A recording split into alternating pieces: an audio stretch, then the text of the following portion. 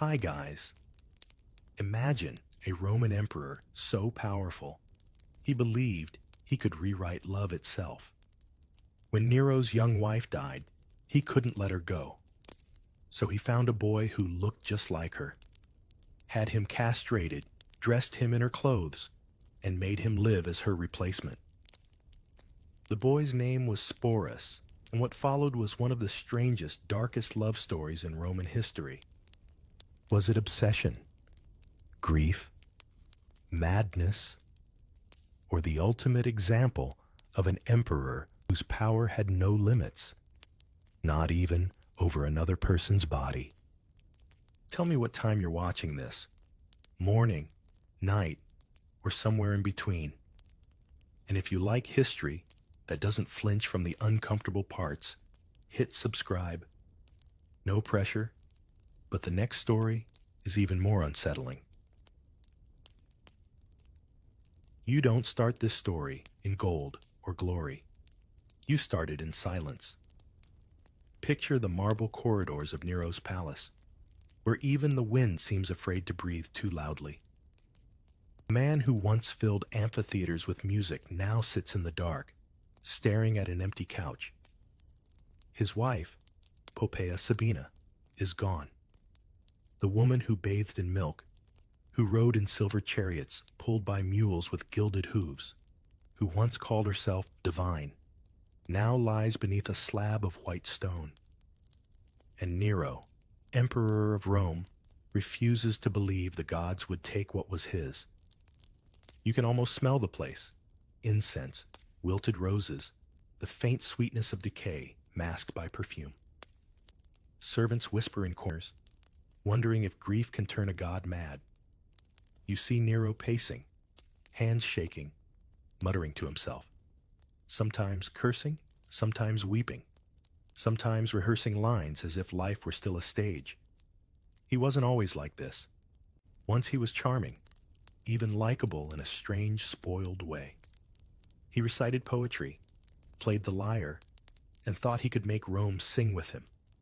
But the death of Poppaea tore something out of him, and he decided to stitch that missing piece back together with anything he could find, no matter how unnatural.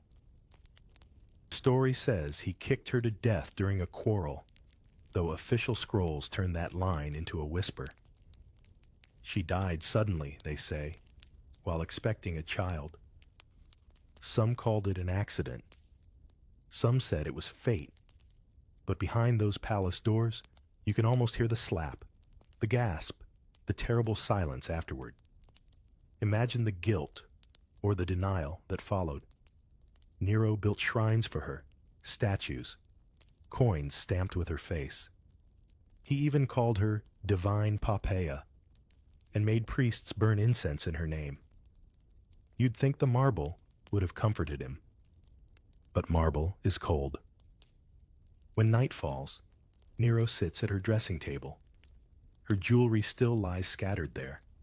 Amber combs, ivory hairpins, little bottles of myrrh.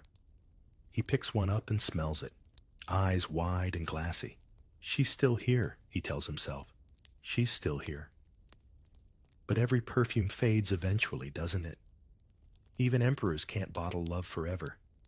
Outside, Rome continues, as Rome always does, loud, hungry, unbothered by personal tragedy. Senators plot, actors perform, bakers shout prices.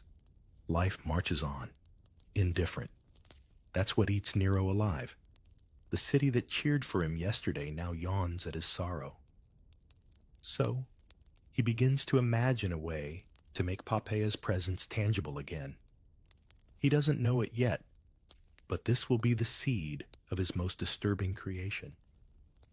You wonder, what makes a person powerful enough to command the world, yet powerless before a single ghost? Maybe you've seen it before, in smaller ways. Someone clinging to a past love, scrolling through old photos, trying to speak to a memory that no longer answers. Nero just had more resources, more delusion, and a terrifying stage to play on. He starts holding midnight performances for no audience but himself. He sings her favorite songs to the ceiling. He orders dancers to reenact their wedding. He makes chefs recreate the exact meal they shared on her last birthday, and then stares at the uneaten food until dawn. Rome's palace has seen decadence before, but this feels different. It isn't luxury anymore. It's lunacy draped in silk. His courtiers try to comfort him, of course. Tigellinus, the captain of his guard, suggests new games, new women, new distractions. But Nero only snarls. Every new face reminds him of the one that's gone. Every voice sounds wrong. She was perfect, he mutters. There is no other. You can tell this isn't love anymore. It's obsession stretched beyond repair. Then something shifts.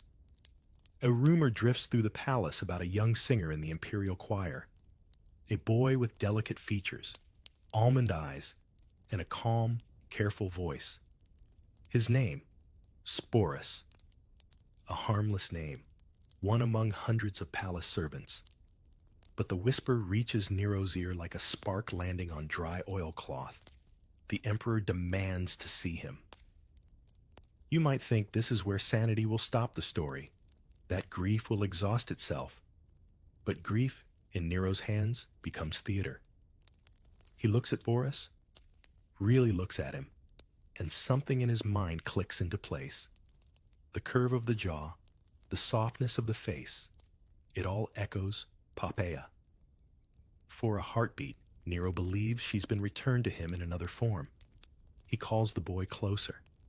Sporus trembles, sensing danger but unable to refuse. The emperor touches his cheek. "Don't be afraid," Nero whispers, though the words sound less like comfort and more like a spell. That's when you realize you're standing at the edge of an abyss. The emperor's love has curdled into something that can no longer recognize boundaries, only replacements. The moonlight spills across the marble floor. The scent of lilies thick in the air, and you know the empire itself is about to cross a line no law could have imagined. Because Nero isn't done mourning Poppaea. He's just decided to bring her back. You wake the next morning to a Rome that smells like too much perfume and too little sense. The sun hits the palace gardens. The roses seem to bloom just to mock you. Soft, pink, and perfect, like Poppaea's old cheeks once were. Nero wanders through them, trailing his fingers over petals, as if each one owes him an apology. The city outside hums with its usual chaos, but within these walls, time moves differently. It's always twilight here, always halfway between pleasure and paranoia. Rome has never seen an emperor so obsessed with beauty. The air itself feels rehearsed. Slaves sprinkle flower petals along his path. Musicians follow him like a personal soundtrack, and even the statues seem to blush under so much attention. You can almost hear Nero whisper, "The world should look like art." But art requires control. And control is the one thing slipping from his grip. Inside the palace, the courtiers speak carefully, their smiles taut as lyre strings. You imagine what it must feel like to live near a god who's losing his mind. Every laugh calculated, every gesture watched. Tigellinus hovers nearby, half bodyguard, half babysitter, pretending that the emperor's growing strangeness is divine inspiration. And perhaps it is, in a sick way. Nero's grief has become policy. He orders Poppaea's portraits repainted with halos. He renames months after her. He builds fountains shaped like her face, each one flowing with rosewater. The city smells like her, looks like her, but can't bring her back. If you've ever seen someone cling to nostalgia too tightly, remodeling their house to look like the past keeping an empty chair at dinner. You can imagine what's happening here, only multiplied by an empire. Nero turns memory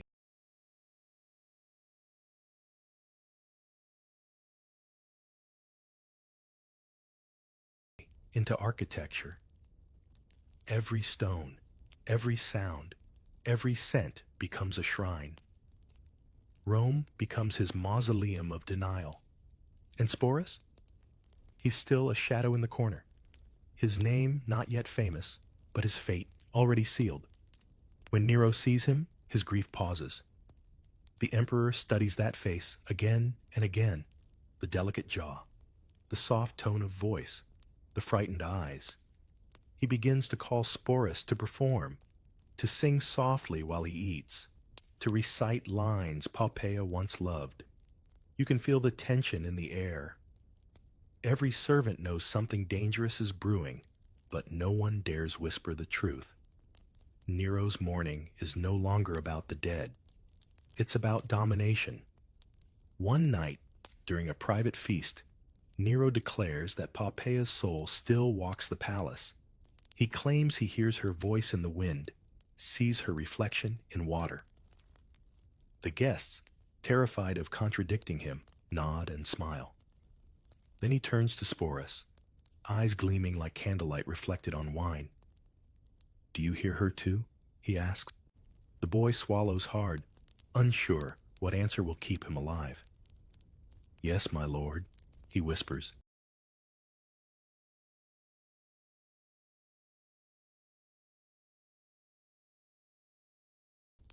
Nero claps his hands in delight. "Then you understand."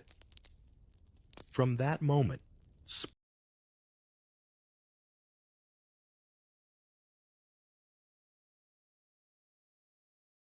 Sporus becomes the living echo of the empress. He's summoned to stand beside the emperor during ceremonies, to wear the same silks Poppaea once wore. You'd think the senators might object, but these are men who've learned that silence is safer than sanity. They keep their faces blank while Nero drapes pearls over the boy's shoulders, admiring his creation. To him, grief is now art, and art is possession. Rome itself mirrors Nero's madness. In the streets, you hear gossip muttered behind cupped hands. He's lost his reason, some say. He's touched by gods. Others counter. But no one dares speak too loudly. This is the age when truth can get you exiled, or worse, invited to dinner. Even the architecture reflects the emperor's moods. The Domus Aurea, his new golden house, rises from the ruins of ordinary Rome like a hallucination. Ceilings of ivory, walls coated with jewels, fountains spitting wine. There's even a dining room with a revolving ceiling, meant to mimic the heavens turning in honor of Nero's existence. He calls it paradise. Most Romans call it obscene. And through it all, the emperor hums to himself, as if Poppaea's ghost is listening. He commissions poets to write odes about eternal love, about resurrection, about beauty reborn. "She will live again," he murmurs one night, staring into a bowl of goldfish, as if the ripples can answer him. "The gods owe me that much." You can tell he means it. You can feel the madness settling into certainty. Sporus becomes his test subject. The emperor begins transforming him slowly, changing his clothes, his hair, even his scent. Rumors say Nero sends physicians to examine the boy's face, to find ways to soften it further. It's all whispered, of course, but in Rome, whispers travel faster than chariots. You almost pity the courtiers who have to pretend this is normal. Imagine being one of them, sitting through another banquet where the emperor recites poetry to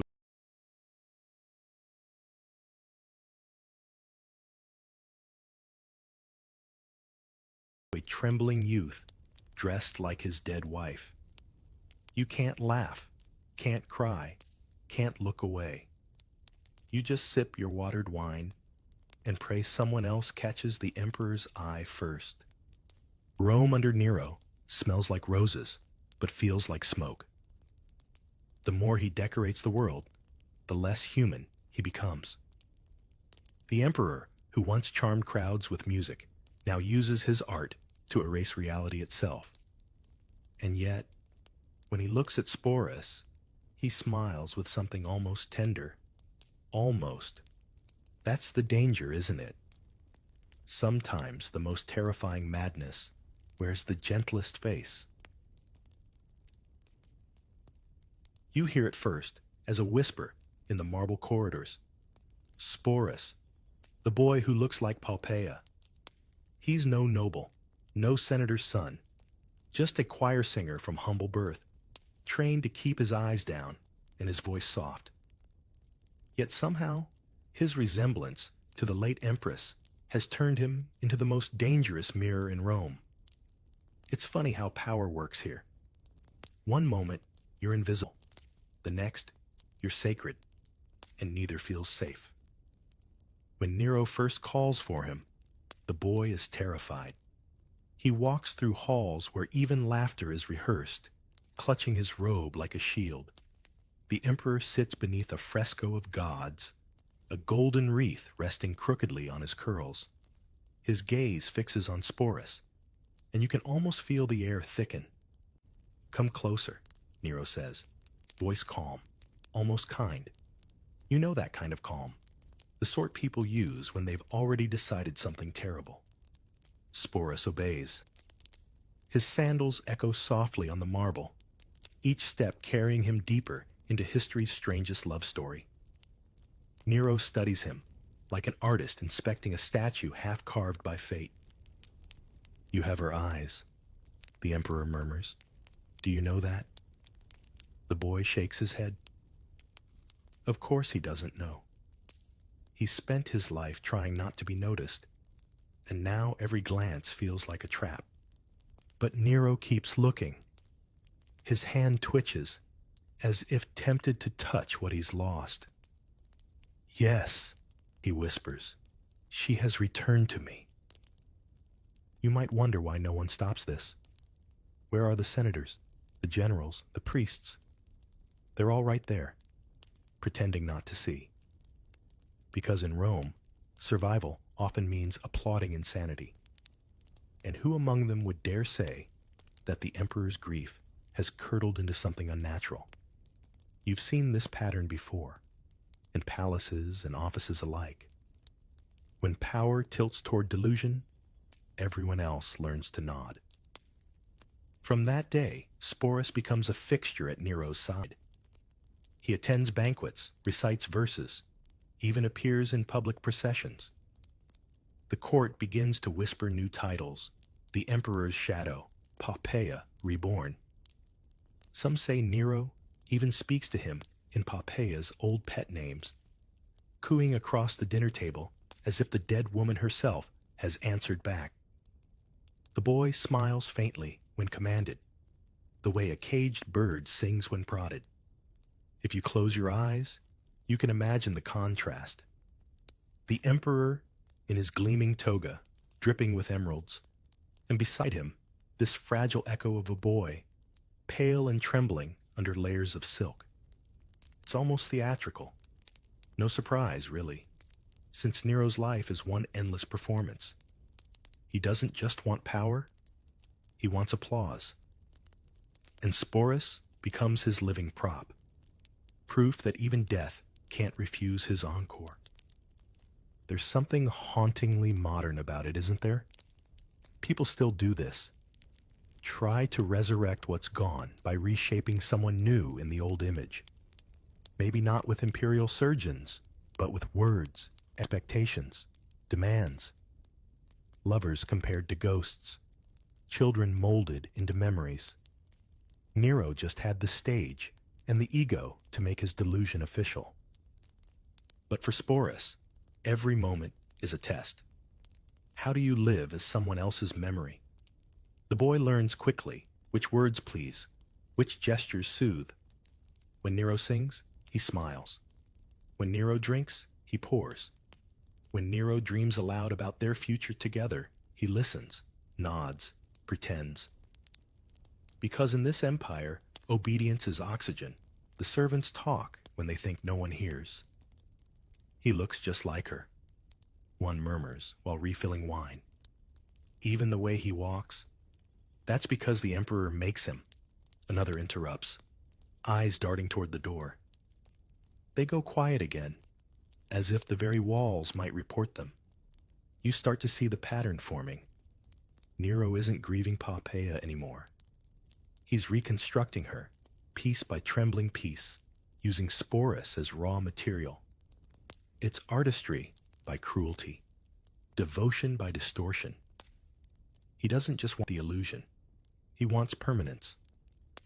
I will never lose her again, he says one night to Tigellinus, who nods with the reflex of a man who has long stopped believing in right or wrong. If Rome could feel embarrassment, it would blush. But Rome is numb, dulled by spectacles and luxury. The people care less about what their emperor does in private, and more about whether the next festival includes free bread. That's how tyranny always settles in, quietly, while everyone's distracted by fireworks. Still, somewhere between the incense and the applause, you sense something dreadful approaching. Nero's obsession is no longer satisfied with resemblance. He wants transformation. You might think this is where some advisor would intervene, or the gods would strike him down with a lightning bolt, or at least someone would whisper, "Enough." But this is Nero we're talking about. A man who once performed poetry on stage, while soldiers threatened to kill anyone who didn't clap loud enough. Subtlety is not his strength. So, in the soft glow of torchlight, surrounded by perfumed air and trembling servants, he speaks the words that freeze everyone in place. If she has returned in this form, he says, looking at Sporus, then we must make her whole again. It's hard to tell what's worse, that he means it, or that everyone else pretends not to understand what he means. But you understand. Because when grief and power hold hands, nature itself is next to break. It begins with a command no one dares question. Make him like her, Nero says, voice steady, eyes distant, as if he's ordering a painting retouched. But this isn't paint or marble, it's flesh. You can almost hear the silence ripple through the palace, the shuffle of sandals as physicians bow and obey, their faces drained of color. Rome has seen cruelty before, but this feels different. Clinical, ceremonial. The madness of a man who believes the gods have granted him editing rights over humanity itself. What kind of power does it take to look at another human being and see raw material? The kind that comes from too much applause and not enough resistance. Nero was raised to believe he could bend reality by decree, change the calendar, rename months, redefine virtue. Why not anatomy?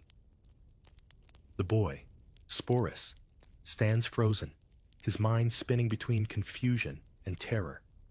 He's been summoned to the emperor's private chamber under the pretense of honor. The marble floor gleams, reflecting candlelight like liquid gold. Perfume thickens the air until it's hard to breathe.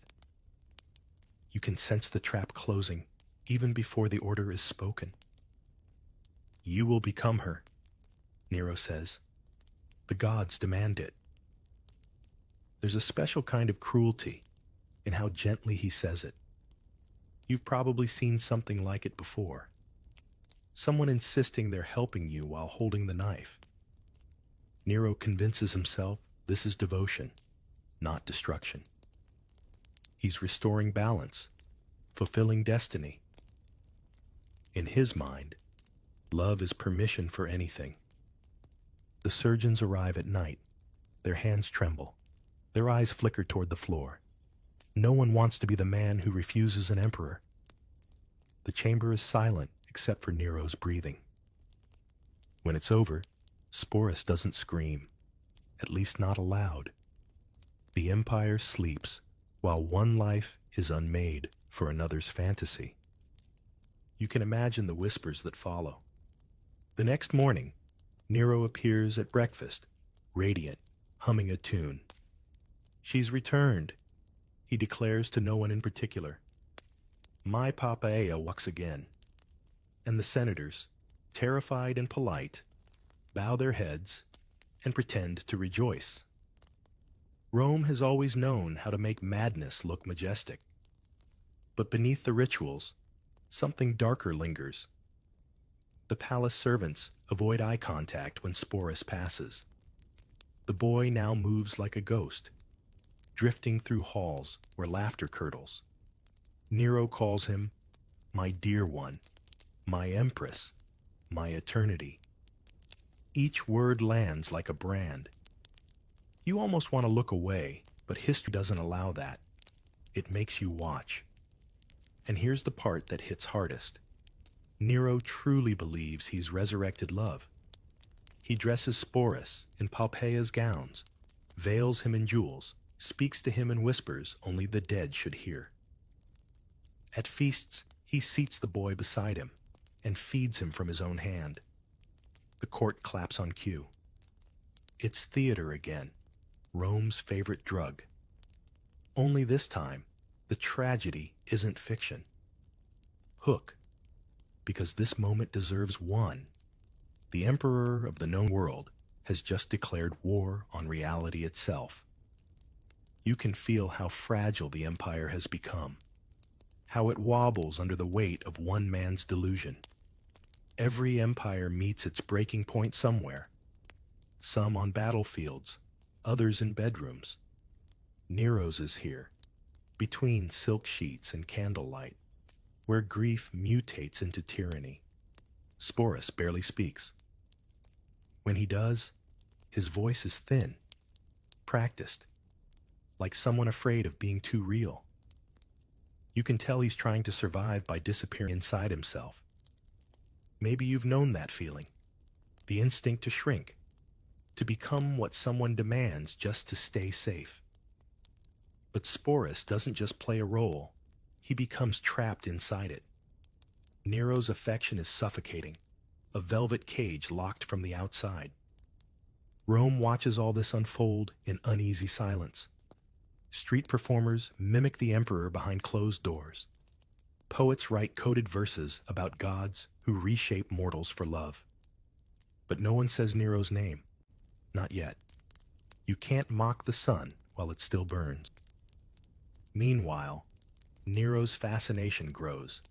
He begins comparing Sporus to the goddess Venus, commissioning new statues to immortalize her beauty. The Senate, desperate to survive, passes decrees praising the emperor's devotion to the divine feminine. You can almost hear the sarcasm scraping beneath the marble speeches. Rome has always loved hypocrisy. It's practically a civic virtue. One evening, Nero stages a private performance of the return of Poppaea.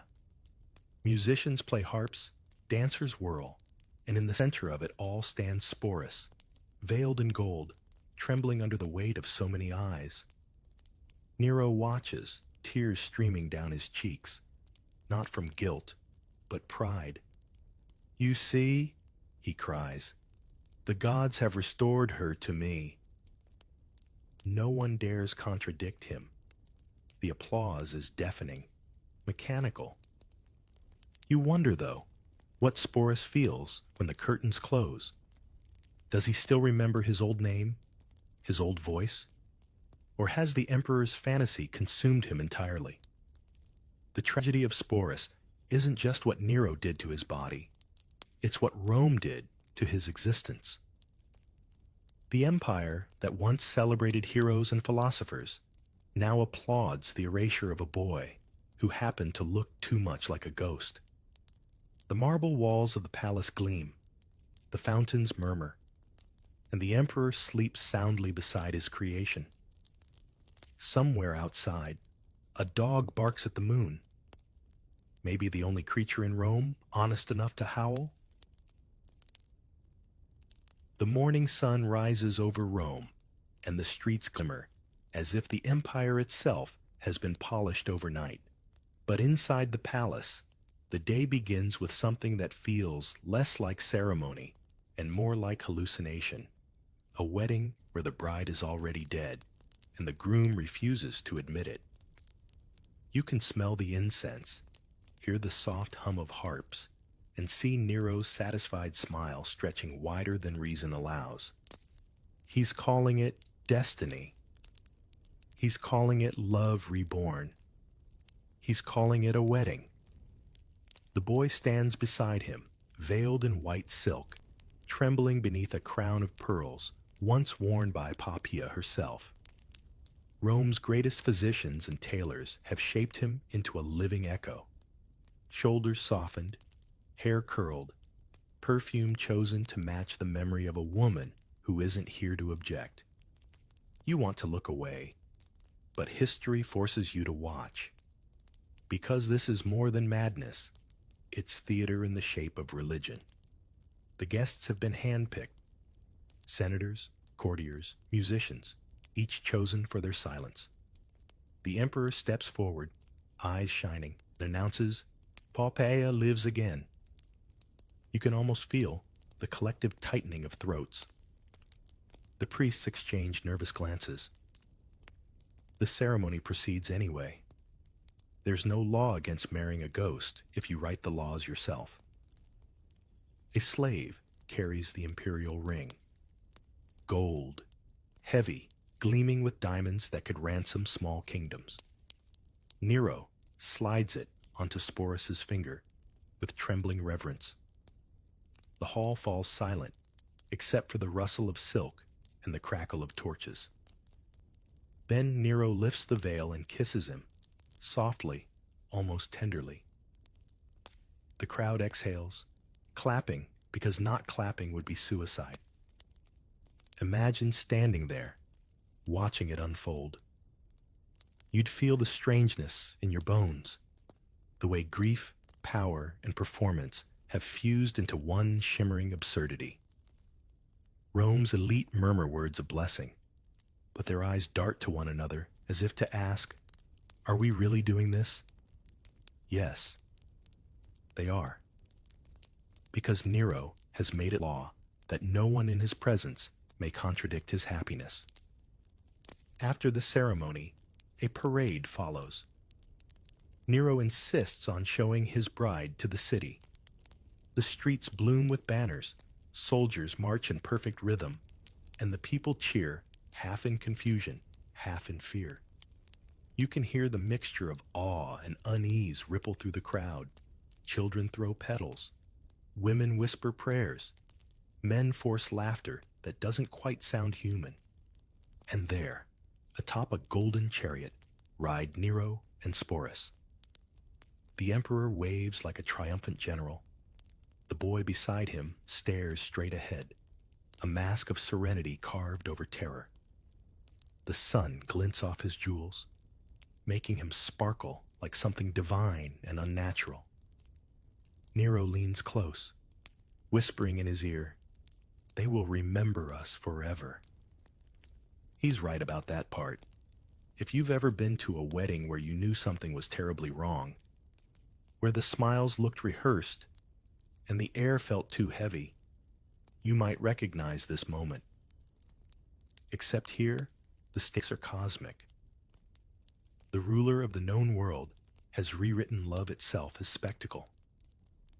Later that night, the feast begins. Tables sag under the weight of gold plates and roasted peacocks. Wine flows like water. Nero plays the lyre, singing verses he claims were whispered by Poppaea's spirit. The guests laugh too loudly, cry on cue, and leave wondering if they've just witnessed devotion or desecration. You can sense how the empire's soul is changing under all this velvet madness. Rome used to admire strength, conquest, virtue. Now it applauds illusion. It's a warning written in candlelight. When a ruler's grief becomes entertainment, the empire's heartbeat slows. Through it all, Sporus remains silent. His eyes never meet Nero's for long. When the emperor calls him my empress, he bows his head in practiced gratitude. Somewhere deep inside, the boy who once sang in the Imperial choir still flickers, faint as a dying flame. That voice, that small defiance, has nowhere to go, in a palace that worships delusion. And Nero? Oh, Nero thrives in the applause.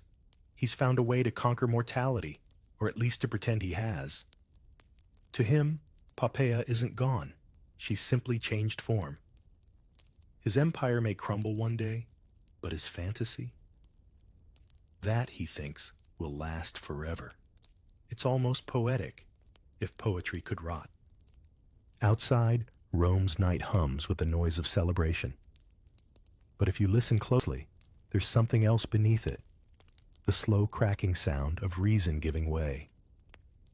You can hear it in the wind brushing through the colonnades, in the sighs of servants cleaning up spilled wine, in the cautious footsteps of philosophers who know better than to speak truth tonight. The wedding of Nero and Sporus becomes legend before dawn. Poets will later write about it in whispers. Chroniclers will record it with trembling pens, and Rome will pretend to understand. But you, walking through that candlelit hall, you'd understand what really happened. This wasn't the rebirth of love. It was the funeral of reality, disguised as a celebration. The morning after the wedding, Rome wakes up hungover on incense and disbelief. The city smells of wilting flowers and spilled wine. But inside Nero's palace, the scent is sweet and relentless. Rosewater, musk, and the faint trace of myrrh that used to cling to Poppaea's skin. The emperor calls it home, but it feels more like a gilded cage perfumed to hide the rot underneath. You walk through the corridors and hear the rhythm of routine returning. Guards changing shifts, slaves sweeping petals from the marble floors, eunuchs whispering about last night's spectacle. And in the heart of it all sits Nero, basking in the aftermath of his own delusion. He hums softly, while scribes take notes for new poems inspired by his bride. Beside him, Sporus kneels, silent as a statue, hands folded perfectly in his lap. Their life together settles into something resembling normalcy, though nothing about it is normal. Nero insists on breakfast in bed, silver trays, honeyed figs, and flutes of chilled wine. He feeds Sporus by hand, laughing too loudly at his own jokes. "Eat, my empress," he says, voice soft and dangerous at once. Sporus obeys, because obedience is safer than hesitation. Every motion feels rehearsed, every breath measured against the emperor's mood. Sometimes, Nero drags him to the baths. The steam hangs thick, the air sticky with perfume and fear. Courtiers follow at a distance, pretending this is love. The emperor coos, splashes water, calls Sporus my Poppaea, and tells him he'll never grow old, never fade, never leave. You can feel the horror wrapped in affection, like a snake disguised as a ribbon. At night, Nero hosts banquets that blur into dreams. Musicians play until their fingers bleed. Dancers spin in circles until they collapse, and Sporus sits beside him, veiled and glimmering under lamplight. Guests flatter the emperor, his wisdom, his art, his eternal love. The lies pile higher than the gold cups. Sometimes Nero forces Sporus to stand and sing before them. The boy's voice is fragile, trembling, beautiful, and it makes everyone uncomfortable because beauty that comes from pain always does. If you've ever seen someone cling to an illusion so tightly that they start sculpting reality around it, you'll recognize this feeling. Nero doesn't see Sporus anymore. He only sees the echo he wants. The empire becomes a stage, and Sporus becomes the prop that must never falter. Still, beneath all the silk and ceremony, cracks begin to show. Nero's moods shift like summer storms. One moment, he's tender, stroking Sporus's hair, promising him eternity. The next, he's raging, accusing him of betraying Poppeia's spirit by smiling too little, or too much, or simply existing the wrong way. The courtiers learn to freeze whenever his voice rises. You can almost hear their hearts thudding in sync. Rome itself seems exhausted by him. Grain prices rise, soldiers grumble, provinces rebel. But inside the palace, Nero keeps singing. He builds theaters, plans games, and forces senators to attend his performances in costume. Rome must have beauty, he insists, as if beauty can patch the holes in a dying empire. Through it all, Sporus remains the quiet constant, the reflection Nero refuses to stop gazing at. Sometimes, when the emperor falls asleep, the boy slips away for a few moments of silence. He wanders the gardens, barefoot, under the moonlight that smells faintly of lilies. Maybe he remembers the days before all this, the choir rehearsals, the simple meals, the laughter of ordinary servants. He can't go back now. Rome has turned him into myth. One night, Nero wakes to find him gone. The emperor storms through the halls, shouting her name. Poppaea! Poppaea! Guards scatter, terrified. When they finally find Sporus by a fountain, staring at his reflection, Nero's fury softens into tears. "Don't leave me," he whispers, clutching him as if love were a punishment. "Don't die again." And just like that, the cycle resets. The affection returns, smothering and desperate. Gifts appear: bracelets, rings, perfumes imported from Arabia. Sporus receives them all in silence. It's the silence of survival. You might think by now that Rome would intervene, that someone would stand up to the emperor. But power isolates like a sickness. No one can tell where Nero ends and fear begins. The Senate still calls him Augustus. The priests still bless his madness. The poets still rhyme his name with divine.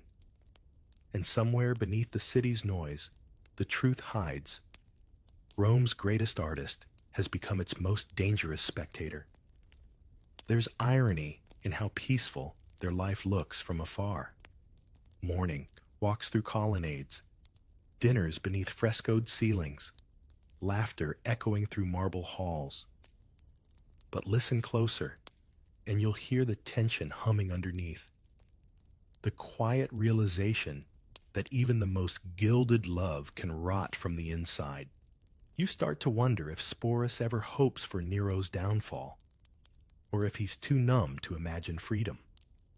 The boy who once sang for gods now serves one, and the cruel joke is that this god bleeds, rages, and loves like a man who never learned what love truly means. Outside, the empire stirs restlessly. Armies march, fires burn, and whispers rise like smoke. Rome is changing, but Nero refuses to notice. He still believes the world turns to his rhythm. He still calls Sporus my eternity. And for now, eternity obeys. You can build a golden palace, but you can't stop people from laughing behind the walls. It starts quietly, like the rustle of silk before a fall. Rome's streets, once filled with cheers for Nero's games and music, begin to murmur instead. The laughter he once commanded now hides behind hands and half-closed doors. The emperor, who made love a performance, has become the empire's favorite private joke. And Rome, a city that adores spectacle, now finds its biggest show in watching its ruler unravel. You walk through the marketplaces, past stalls of figs and olives, and you hear it. Snatches of songs rewritten with mockery. Poppæa's ghost walks again. Someone sings under their breath, and another snickers before pretending to cough. Even the beggars start mimicking the emperor's high voice and Sporus's quiet steps, though they do it only in alleys where soldiers rarely patrol. Humor has become rebellion, and satire Rome's sharpest blade. Inside the palace, Nero senses it. You can tell by the way his smile falters when the courtiers bow too slowly, by how he lingers over his reflection longer than usual. He asks Sporus, "Do they still adore me?" And though the boy knows the truth, he whispers, "Yes, my lord." It's not a lie. It's survival. Rome has seen tyrants before, but none who demanded applause quite like Nero. Every performance he gives now feels less like art and more like pleading. He takes to the stage dressed in gold and crimson, singing about eternal love, while senators sit stiffly in the audience, clapping until their palms ache. Behind the masks, you can feel the boredom and fear mixing into one heavy silence. Poets begin circulating verses that never use Nero's name, but everyone knows who they mean. A man weds a mirror and calls it devotion. The words slip through taverns, carried by drunks who pretend they don't know the source.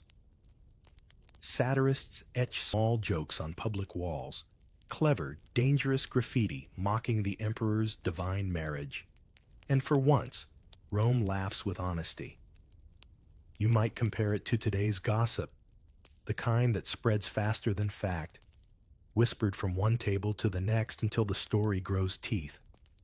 Only here, gossip can get you executed. Still, the people can't help themselves. When power becomes ridiculous, ridicule becomes power. Even Nero's inner circle begins to fray. Tigellinus, ever the survivor, starts hedging his loyalty, flattering the emperor by day and counting exit routes by night. The Praetorian Guard grumbles about unpaid bonuses. The senators send polite reports praising Nero's art, while secretly writing to provincial generals for stability. Everyone can feel it. The empire's center is rotting from laughter. But Nero doesn't retreat. He doubles down. He throws more festivals, orders more statues, and commissions poets to compose hymns comparing Sporus to Venus herself. It's almost tragic. His answer to ridicule is to make the joke bigger. He parades through the streets with Sporus by his side, jewels flashing, veils fluttering, waving like newlyweds at a funeral. The crowd cheers because the soldiers are watching, but their eyes tell a different story. One evening, Nero decides to give a private concert for the Senate, an act of generosity, he calls it. You can picture the room, the flicker of oil lamps, the faint smell of wax and anxiety. The emperor takes the stage, lyre in hand, and sings of lost love and divine beauty. His voice quivers at the word Poppæa, and all eyes turn toward Sporus, sitting silently in the front row. When the song ends, the applause is thunderous and empty. Senators clap because they must, and Nero smiles because he must believe them. That's the cruel rhythm of power. It traps both sides in a lie they can't afford to stop telling. But the ridicule keeps spreading. Across the empire, the provinces grumble about taxes and neglect. Governors write to one another about the actor in Rome. The generals in Gaul and Spain begin to whisper about legitimacy. Even the army, Rome's backbone, starts to think the empire deserves a sturdier spine. Meanwhile, Nero keeps asking Sporus for reassurance. "They mock me because they don't understand," he says one night, pacing before the mirror. "Don't they see what I've created? Don't they see her?" Sporus doesn't answer. There's nothing left to say. You can tell he's learned that sometimes silence is the only kindness left to give a madman. Still, Nero's paranoia grows teeth. He accuses senators of treason, orders the deaths of poets, and bans laughter during public events. Imagine that. An emperor trying to outlaw amusement in the city that invented comedy. Rome doesn't stop laughing. It just gets quieter. And the quieter it gets, the more Nero hears it echoing in his head. He begins to dream of betrayal, of friends with daggers, of soldiers turning their backs. Even the shadows in his palace seem to whisper now. The golden walls that once reflected his glory now reflect his fear. The empire that once mirrored his will now mirrors his madness. Sporus sits beside him still, loyal because there's nowhere else to go.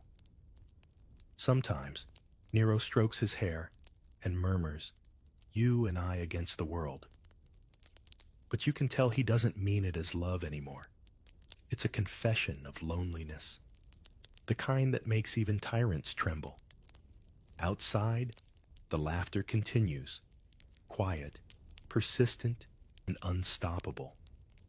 Rome has learned the one lesson every tyrant forgets. No empire, no matter how perfumed, can silence a joke that's already true. The smell of smoke reaches you before the sound does. First a flicker on the horizon, then a gust of heat that makes the night sky shimmer red. Rome is burning, and somewhere deep inside his golden palace, Nero smiles as if the world has finally matched his mood. People will argue for centuries about whether he ordered it, but standing here, listening to the distant crackle, seeing the strange calm on his face, you already know. This fire isn't just destruction, it's theater. He stands at the balcony, draped in white robes that glow orange under the rising flames. In one hand, a lyre. In the other, a goblet of wine. "It's beautiful," he whispers, "a tragedy in real time." He begins to sing, a slow, haunting melody about Troy and its fall, comparing himself to the poets who watched cities die. The courtiers around him nod, unsure whether to applaud or run.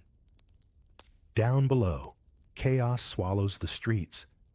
Families clutching possessions, soldiers shouting orders, priests carrying idols through the smoke. The air tastes like copper and ash. It's the kind of night that makes people question their gods. You'd think an emperor would rush to help, but Nero is busy admiring the color of ruin. Beside him, Sporus watches silently, face pale against the firelight. You can tell he's thinking what no one dares say aloud. Rome is burning, and the emperor is composing its soundtrack. In his mind, it's art. Everything is art.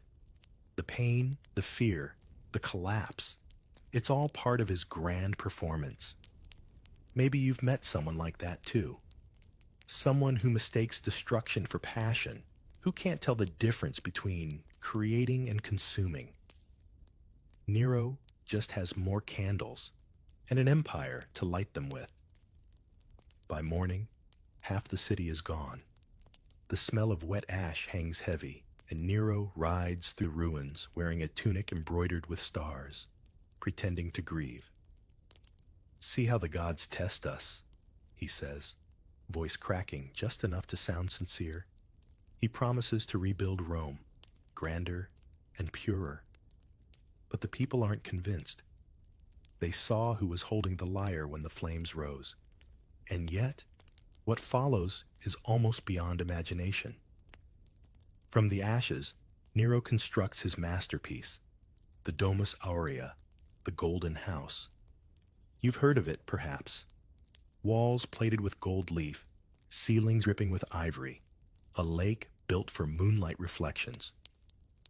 At its heart, a colossal statue of himself as the sun god. When asked if the new palace was big enough, he reportedly said, "At last, I can live like a human being." You can't help but laugh a little at the absurdity. It's the kind of line that belongs on a modern headline. Man who set fire to city finally feels comfortable in own home. But Rome isn't laughing anymore. The city that once adored him now whispers openly about divine punishment. Bread grows scarce, taxes rise, and the scent of rebellion drifts thicker than incense. Still, Nero hosts feasts among the ruins. He fills his halls with music and laughter, forcing cheer into a grieving city. Sporus sits beside him, draped in pearls that sparkle like tears. The emperor calls him my goddess of light. As if one illusion could outshine an empire's anger, the guests applaud on command, their clapping echoing hollow through gilded halls. You can hear the empire cracking between the notes. The spectacle never ends. Nero begins to act on stage again, performing scenes of love and loss with Sporus by his side, veiled and silent. The people come, not out of devotion, but out of fear. Every performance is mandatory worship. Every tear he sheds is rehearsed. Every laugh sounds forced. Rome has become his audience. And like all audiences forced to stay too long, it's growing restless. One night, a senator dares to joke that Rome burns so Nero can shine. The words travel faster than wildfire, whispered in bathhouses, muttered in taverns, scratched into walls. The emperor's spies hear it everywhere. Nero's paranoia deepens. He orders arrests, executions, purges. But you can't kill a rumor once it's true. Amid the fear, Nero finds comfort only in Sporus. They dine together in near silence, a strange domesticity forming out of the ruins. The emperor sometimes stares at him for minutes without speaking, as if searching for reassurance that at least one part of his fantasy still obeys. And Sporus, exhausted and expressionless, gives it to him. Because what else can he give? If you've ever seen someone try to outsing their own downfall, you understand Nero now. He performs not to be loved anymore, but to delay silence.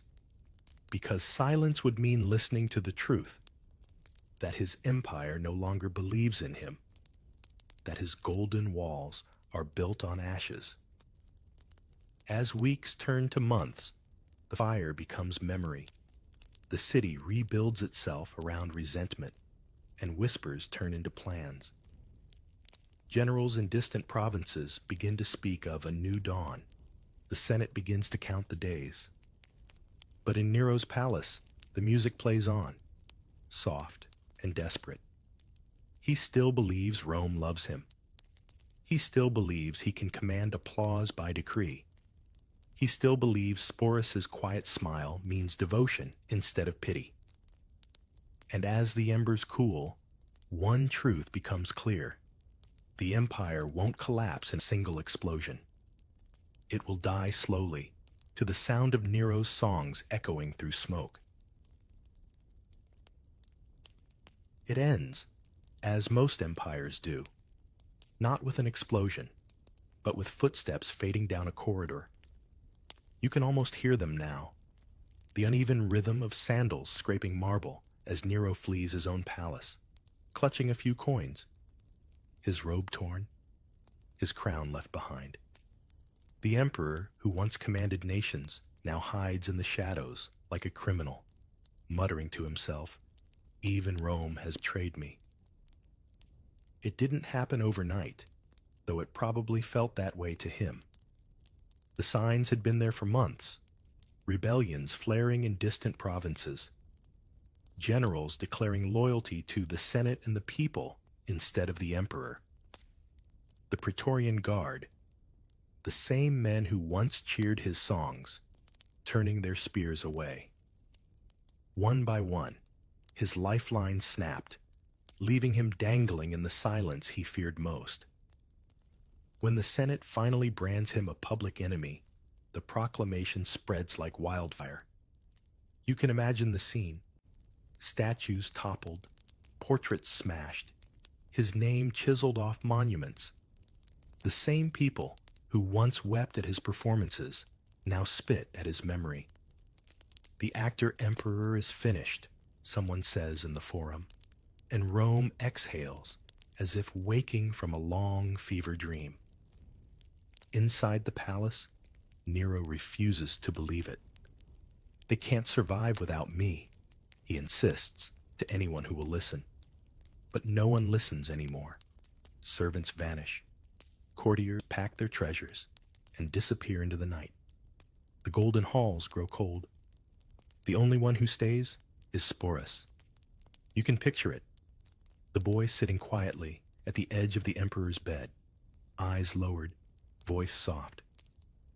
"What will you do now, my lord?" Nero looks at him, startled, as if hearing that question for the first time. What will he do? Rule the ashes? Sing to the statues? He laughs, a short, broken sound. "The world was cruel to us," he says, "but the gods will not abandon me." You can hear how small his voice sounds now. The gods, it seems, have stopped taking requests. Tigellinus, ever the opportunist, abandons him next, fleeing with whatever loyalty he hadn't already sold. News arrives that the army in Gaul has declared a new emperor. The Senate has endorsed it. The city waits for Nero's capture. He still tries to command, but the words come out hollow. You can tell he's rehearsing the lines of a play that no one wants to watch anymore. So he runs. He rides through the night with a handful of servants, Sporus among them, the moonlight painting the dust in silver. The roads that once cleared for his chariot now stretch empty, indifferent. Somewhere beyond the city, he finds refuge in a crumbling villa belonging to a freedman named Phaon, the emperor of Rome, hiding in someone else's garden. You can almost feel the chill of the dawn settling over him. He's frightened now, truly frightened for the first time. "They'll tear me apart," he whispers, pacing like a trapped animal. "They'll drag me through the streets." His imagination, once his stage, turns against him, replaying every humiliation he ever dealt. And through it all, Sporus remains at his side, quiet, watchful, perhaps even pitying. There's something tragically human in that image. Nero, who burned cities to feel like a god, now trembling like a man waiting for judgment. He touches Sporus's cheek, murmuring, "You will not leave me, will you?" And the boy, who has lived too long in obedience, simply shakes his head. By morning, the sounds of pursuit draw closer. Soldiers, hoofbeats, voices calling his name. Nero grabs a dagger, stares at it as if seeing it for the first time. "What an artist dies in me," he whispers. You can tell he means it. It's not repentance, not remorse, just vanity to the end. He still believes history will remember him as misunderstood genius, not the madman who mistook applause for eternity. But when it comes to the act itself, he can't do it. His hands shake. He turns to Sporus. "Help me," he pleads. The boy hesitates, tears in his eyes. Imagine the weight of that moment, helping the man who destroyed your life find peace in death. For a moment, neither moves. Then, with the soldiers closing in, Nero thrusts the blade into his throat, guided by Sporus's trembling hands. It's over in seconds. The emperor collapses, gasping, the echo of his final words, "Too late." This is loyalty, fading into silence. The man who called himself divine now lies on the floor, like any other mortal. Sporus kneels beside him, blood soaking his robe, his face expressionless. Around them, the first birds of morning begin to sing. Rome will crown a new ruler by noon, but for now, there's only this: a boy, a corpse, and the end of an empire's performance. The irony is almost cruel. Nero dies fearing humiliation, yet history will turn him into exactly what he dreaded: a symbol of absurdity, a cautionary tale wrapped in gold. And Sporus, still breathing, becomes the final witness. You'd think this is where the story ends. But history, like grief, always leaves a haunting. Sometimes the curtain doesn't fall when the play ends. It just leaves one actor standing there, unsure whether to bow or run. You'd think death would have freed Sporus. The emperor is gone. The marble halls are silent, and Rome has a new ruler. But freedom in this empire does come for survivors. It comes for those who vanish. Sporus can't vanish. He's too memorable, too strange, too perfectly carved by another man's madness to ever be ordinary again.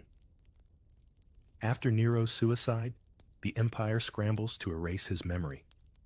Statues are melted, coins reminted, names chiseled off stone.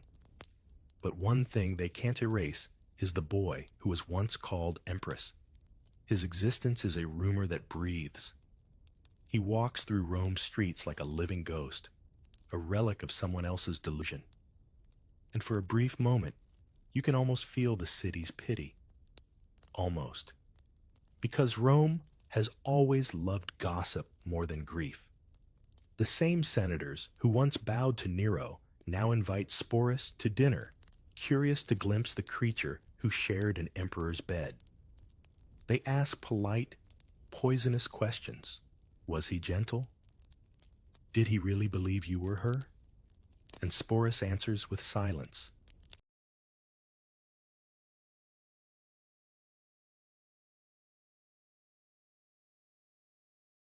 The only language left that doesn't betray him. Soon, the empire changes hands again. Otho rises, Nero's old ally, a man who knows how to survive tides. And in one of history's most absurd repetitions, Otho claims Sporus for himself. You'd think he'd pity the boy, but pity isn't a Roman luxury. Instead, he does what Rome always does with beauty. It turns it into spectacle. Otho dresses him in Poppaea's old gowns, too, calls him lady, parades him through banquets as if to remind everyone that Nero's ghost still attends their feasts. You can imagine Sporus sitting there, motionless, while laughter swirls around him like smoke. He's no longer a person now. He's punctuation in Rome's cruel joke. The irony burns, doesn't it? The empire mocked Nero for his madness, then repeated it out of habit. Because power doesn't learn, it imitates. When Otho dies, the boy passes again into other hands. Each new emperor treats him as a curiosity, a token of a darker age they claim to despise but can't stop reenacting. It's as if Rome itself can't let go of Nero's fantasy. You start to wonder if this city is addicted to tragedy, if it only knows how to survive by reliving its worst moments in better lighting. By the time Vitellius takes power, the empire has already eaten its own tail. Vitellius, coarse and gluttonous, summons Sporus for amusement, mocking him publicly, calling him Empress in front of soldiers. The laughter echoes off marble, cruel and heavy. Someone suggests reenacting Nero's wedding in jest, a parody of the same ceremony that once crowned Sporus Queen of Rome. The room bursts into cheers. Torches flare. The stage is prepared. Sporus stands there, trembling, realizing that Rome's cruelty has come full circle. The empire that once worshipped him now laughs at him, and the same city that applauded his humiliation under Nero now demands an encore. He doesn't give it to them. Before the mock ceremony can begin, Sporus slips away. Somewhere in the palace shadows, he takes his own life. The boy who was remade, renamed, and rehearsed beyond recognition finally writes his own ending. No audience, no applause, just silence. History barely notices. Chroniclers record it in half sentences, calling him a pitiable youth, a reminder of Nero's shame. But you can tell that's not the whole story. Because if you listen closely, if you really listen, you can hear something in that silence. Not weakness, not despair. Defiance. It's as though Sporus, in choosing his death, finally reclaimed what Nero stole from him, the right to exist on his own terms. You think about what it means to be remembered that way, how history records the loud, but rarely the quiet. Nero's name will echo forever in marble and ink, but Sporus's voice lingers somewhere softer, like a hum beneath the noise. A ghost of humanity surviving inside cruelty's architecture. And maybe that's the real legacy here. Not the emperors, not the palaces, not the songs or statues, but the quiet endurance of someone who lived through it all. The boy who outlasted the god. Centuries later, writers will retell this story with disbelief, as if it's myth, as if no empire could ever twist love into that shape again. But the truth is, history doesn't repeat. It rhymes. Every age has its Neros, people who believe they can rewrite others into their own fantasy. And every age has its Sporus, those who survive long enough to remind the world that beauty and obedience are not the same thing. You walk away from this story a little heavier, maybe, because it's not just a story about Rome. It's about what happens when grief turns to control, when love becomes possession, and when power forgets that the people under it are still human. The emperor's songs have long faded. The golden house is dust. But somewhere in the quiet corners of history, a whisper remains. He tried to erase me. I outlived him. Nero's twisted love story with Sporus shows how power can turn grief into madness, how an emperor's loneliness became cruelty wrapped in gold. Yet Nero was only one in a long line of rulers who mistook desire for divinity. Tonight, you'll wander deeper into Rome's decadence, meeting the most perverted emperors in history and the empire that adored them. Imagine a 24-year-old with unlimited money, absolute power, and not a single person brave enough to tell him no. Now imagine that person thinks he's a god. Welcome to the reign of Caligula, Rome's most dangerous comedian. You step into Rome's marble heart, where statues outnumber people and gossip travels faster than chariots. The year is 37 CE.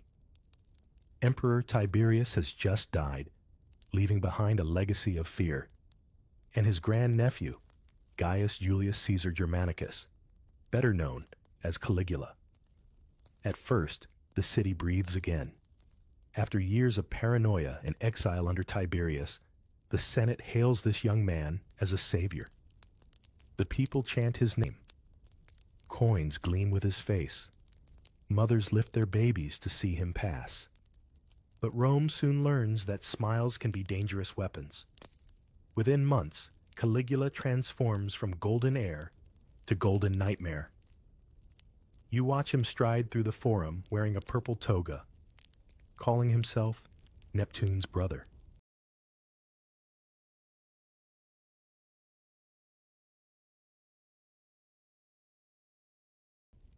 Then order the guards to collect seashells as war trophies from his victory over the ocean. It sounds like a bad joke, but no one laughs, at least not where he can hear. He declares himself a living god, builds a temple to his own divinity and stations priests to burn incense to him. If Instagram existed, his profile would just read Deity. Emperor. Full-time drama citizens start whispering that the young ruler lost his mind after an illness early in his reign. Others say he's just showing Rome what power really looks like when it stops pretending to be decent. His cruelty arrives with theatrical flair. He invites senators to dinner, flatters them, then makes them run beside his chariot the next morning until they collapse. He announces new tax reforms. On lawsuits, marriages, even the air Romans breathe. He once ordered the construction of a floating bridge across the Bay of Baiae, just so he could ride his horse across the sea and outdo Alexander the Great. Picture that? An emperor turning naval engineers into stagehands for his ego. One day, Caligula appears in public wearing a woman's gown and jewels, announcing he's married the goddess Luna. The crowd claps on cue. Later that week, he orders his horse, Incitatus, to be made a senator. Historians still argue whether he was mocking the Senate or sincerely thought a horse could do a better job. Either way, the animal ate better than most Romans. Gold flake oats, marble stalls, and a house with servants. You wonder, was Caligula insane, or was he simply honest about what others only dreamed of doing with absolute power? Roman historians like Suetonius and Cassius Dio paint him as a mad tyrant who delighted in humiliation. But maybe madness was just another performance. Every empire needs its villain, and Caligula played the part with Oscar-worthy enthusiasm. He loved the stage more than the throne. He performed dances in the palace, sang tragic songs about heroes who lost everything, and forced noblemen to applaud until their hands blistered. In one story, he halted a gladiator match halfway through to lecture the crowd about mercy, then fed the entire audience's relatives to wild beasts for balance. You almost admire the consistency. There's a darker thread running under the laughter, though. Caligula was born into tragedy. His father, Germanicus, was beloved by the legions and died mysteriously, possibly poisoned. His mother and brothers were executed or exiled under Tiberius. He grew up watching betrayal as bedtime entertainment. By the time he took the throne, cruelty wasn't corruption.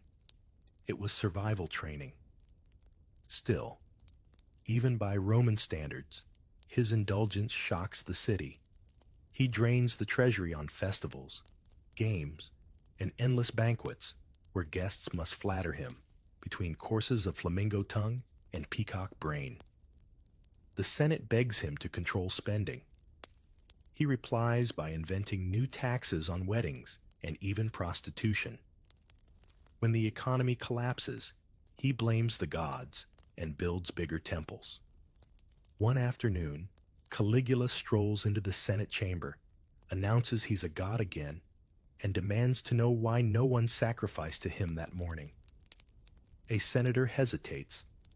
That pause costs him his fortune. You can almost hear the collective inhale as the guards drag the man away. Later, Caligula will boast that fear is the best tax of all. It never runs out. His vanity turns dangerous when paranoia joins the party.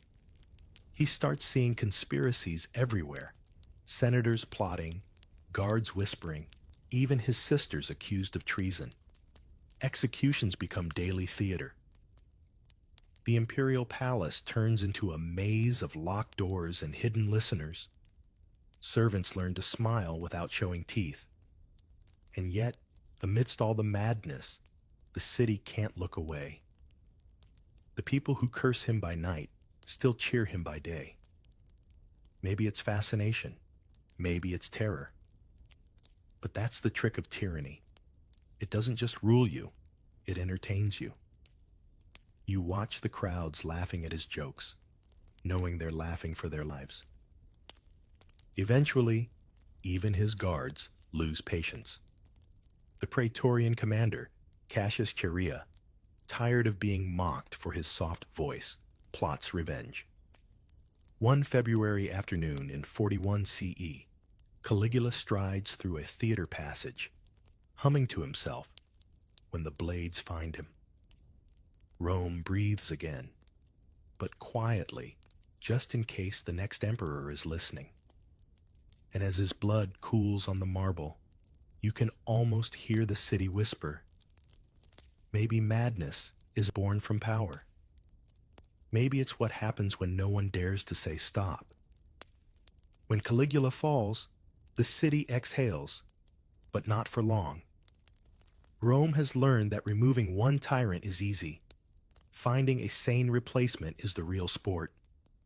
The Senate scrambles, soldiers mutter, and behind all the marble noise, a timid, stuttering uncle named Claudius suddenly finds himself emperor. He's no monster, just awkward and bookish.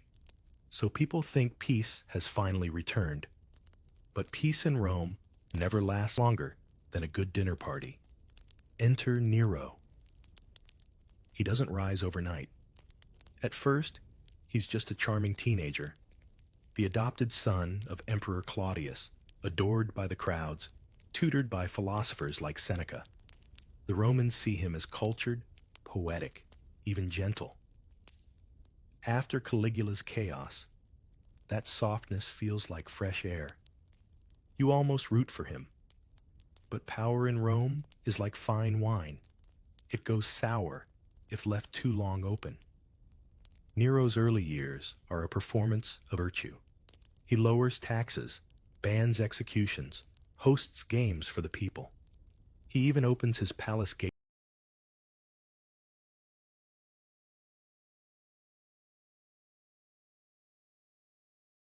to the poor, reciting poems by lamplight. But behind the velvet curtains, something begins to warp. His mother, Agrippina the Younger, one of history's most formidable women, rules through him. She sits beside him at state meetings, corrects his speeches, and makes sure everyone remembers whose bloodline flows in his veins. You can almost imagine the tension. A mother so ambitious, she helped poison her own husband Claudius to secure her son's throne, and a son so smothered by her presence, he begins to dream of freedom the worst ways. The court whispers about their closeness. Ancient gossip makes them out to be lovers, but that's probably exaggeration mixed with malice. Still, their relationship is strange enough to feed every rumor Rome can invent. Soon, Nero decides that Mother Knows Best has an expiration date. The first attempt to kill her, a collapsing ceiling, fails. The second, a sabotaged ship, also fails. Agrippina swims to shore, furious and dripping with seawater. You almost hear Nero sigh as he finally sends men with daggers. They return with news he's waited years to hear.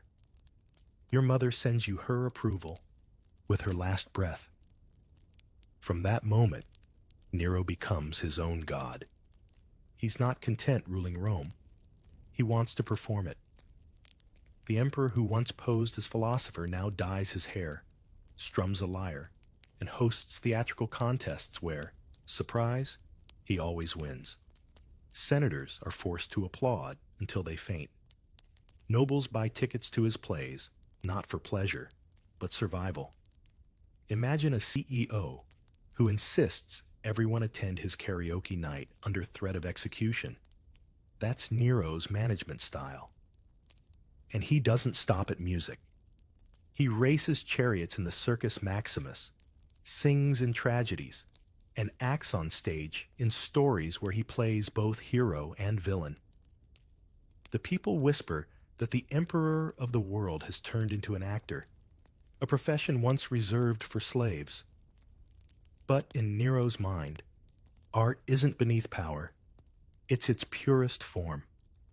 To rule, he once said, is to be watched. Then comes the night that defines him forever. July 18th, 64 CE. Flames engulf Rome. For 6 days, the city burns like a sacrifice. Thousands die, and rumors spread faster than fire. Nero started it himself to make room for his new golden house, an opulent palace stretching across the city like a private kingdom. Historians still debate it. Some say the fire began accidentally in a shop full of oil and spices. Others say the emperor really did want a blank canvas for his architectural masterpiece.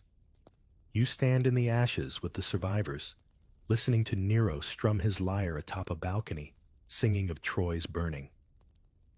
The legend says he fiddled while Rome burned. Maybe it's a myth. Maybe it's worse, that he was actually moved by the beauty of destruction. When the smoke clears, he needs someone to blame. He chooses a small, obscure religious group known for refusing to worship Roman gods, the Christians. He accuses them of arson, turning public rage into a circus of cruelty. They're crucified, burned as human torches, or torn by dogs, while the emperor watches from his garden, clapping to the rhythm of their screams. Entertainment, he calls it. You wonder if the gods he sings about are clapping too. The Senate grows restless. His paranoia grows louder. He executes his wife Octavia, marries another named Poppaea, then allegedly kills her in a fit of rage. Even his advisors flee or fall on their swords. The empire begins to rot under his golden house's shadow. By 68 CE, Rome's patience burns out completely. Generals rebel, legions refuse orders, and the Senate finally declares Nero an enemy of the state. The emperor flees the city that once cheered his every performance. Hiding in a villa outside Rome, he begs his secretary to end his life when soldiers approach. His last words, fittingly theatrical, echo through the centuries. What an artist dies in me. The city rejoices, but not without irony. The man who saw himself as the world's greatest performer left behind a civilization that never stopped performing him. Plays, paintings, gossip, even modern films still recreate his madness. You almost think he'd be pleased. And as Rome scrapes away the ashes of his reign, you start to see the pattern forming. In this empire, every ruler begins as salvation and ends as spectacle. The audience always demands a sequel. Rome doesn't rest for long. After Nero's exit, the empire becomes a revolving door of forgettable emperors. Galba, Otho, Vitellius, all fighting over a throne that's starting to look more like a trap than a prize. But then, through the smoke of civil war, comes a man who seems different, stronger, the son of Marcus Aurelius, philosopher king of Rome. Surely his child must be wise, virtuous, maybe even a little noble? You'd think. Meet Commodus, the man who turned the Colosseum into his personal reality show long before Netflix dreamed of it.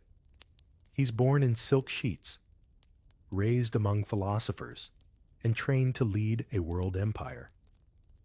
But unlike his father, who spent nights reading Plato, Commodus spends his dreaming about the arena. Where Marcus Aurelius wrote about inner peace and discipline, Commodus scribbles lists of his favorite gladiator names.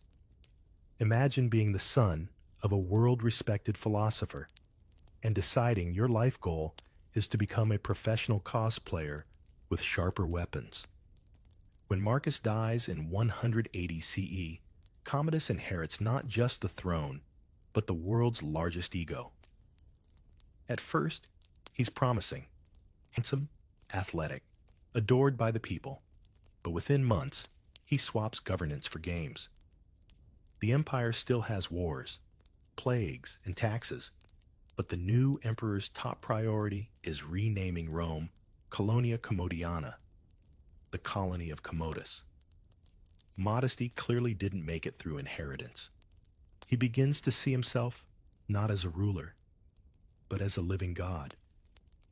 He claims descent from Hercules, even wearing the lion's skin and carrying a club during ceremonies.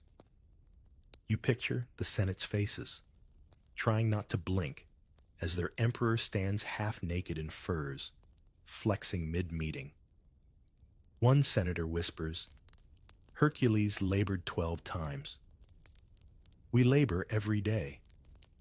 But Commodus isn't content posing. He wants applause, so he descends into the Colosseum, not as a spectator, but as a performer.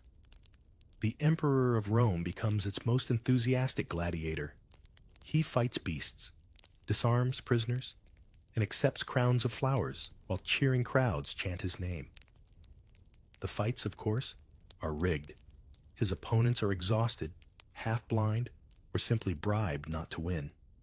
Still, he charges the city for every appearance. Rome literally pays to watch its emperor pretend to risk his life. Sometimes he spares a defeated fighter as an act of mercy. Other times, he orders them slain for looking at him too long.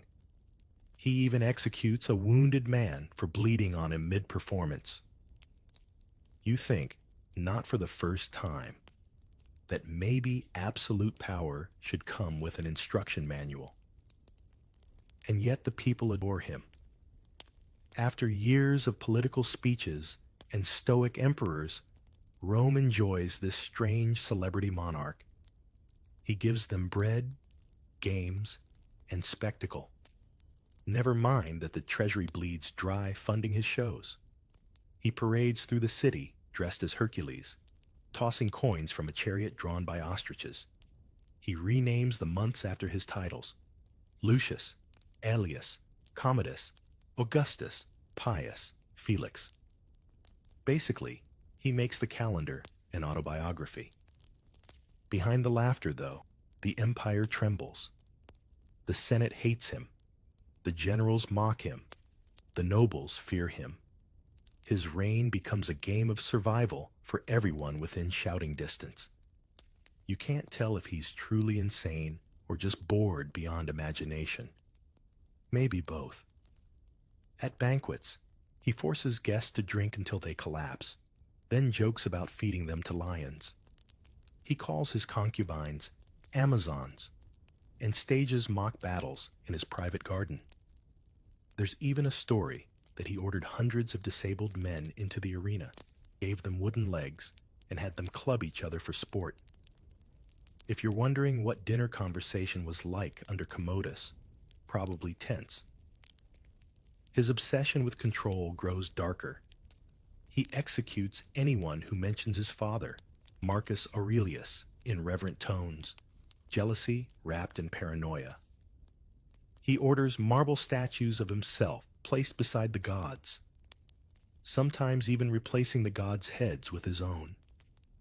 The temples that once echoed with prayers now echo with laughter, whispered behind closed doors. But every empire has its breaking point, and for Commodus, it comes from inside his own palace. His mistress, Marcia, overhears him drafting a list of people to be executed the next day, including herself. She does what any sensible person would, poisons his wine. When that fails, a gladiator named Narcissus finishes the job with his bare hands. The man who fancied himself Hercules dies strangled by one of his own heroes. The next morning, the Senate declares Commodus an enemy of the state, his name erased from monuments, his memory cursed. Yet, ironically, his legend survives better than most. Plays, films, even Gladiator turn him into the ultimate cautionary tale. The emperor who treated the empire like an arena and Rome like a stage. You can almost hear Marcus Aurelius sighing somewhere in the afterlife. His son, who could have been a philosopher, chose to be a performer. His empire, built on discipline, crumbled under applause. And as Rome cleans the blood from its sand, you realize something. Every generation gets the ruler it deserves. After decades of stoic emperors, Rome wanted spectacle, and Commodus gave it to them, one sword swing at a time. If Commodus turned Rome into a circus, Elagabalus turned it into a perfume-scented fever dream, half temple, half nightclub, all scandal. You arrive in the year 218 CE, and the empire is exhausted. Civil wars, assassinations, and endless proclamations of restored order have left Rome dazed. Into that chaos walks a 14-year-old boy from Syria, carrying a meteorite and calling it God. His real name is Varius Avitus Bassianus, but the world will know him as Emperor Elagabalus. He isn't like anyone Rome has ever seen. Raised in Emesa, modern-day Homs, he served as high priest of the sun god Elagabal, whose symbol, a black stone believed to have fallen from heaven, he worshipped with music, incense, and ritual dance. When the army, tired of yet another serious emperor, backs him as ruler, Rome suddenly finds itself led by a teenage priest with a flair for divine drama. From the start, Elagabalus decides Rome's traditions are optional. He replaces Jupiter, the king of Roman gods, with his own Syrian deity, building a new temple, the Elagabalium, on the Palatine Hill. He drags the sacred meteorite across the city in a golden chariot pulled by white horses, walking backward in front of it, eyes to the ground, dressed in shimmering silk. Romans, who are used to sober ceremonies in togas, stare as drums thunder and incense clouds fill the air. One senator mutters, "Jupiter has been evicted by a teenager with eyeliner." The emperor's court becomes a festival of contradictions. He fills the palace with dancers, magicians, and foreign priests. Banquets stretch into dawn, guests reclining on violet couches under ceilings that drop rose petals, sometimes so many that guests suffocate beneath them. You wonder if that's exaggeration or performance art. Either way, you can imagine Rome choking on its own luxury. Elagabalus is fascinated by transformation.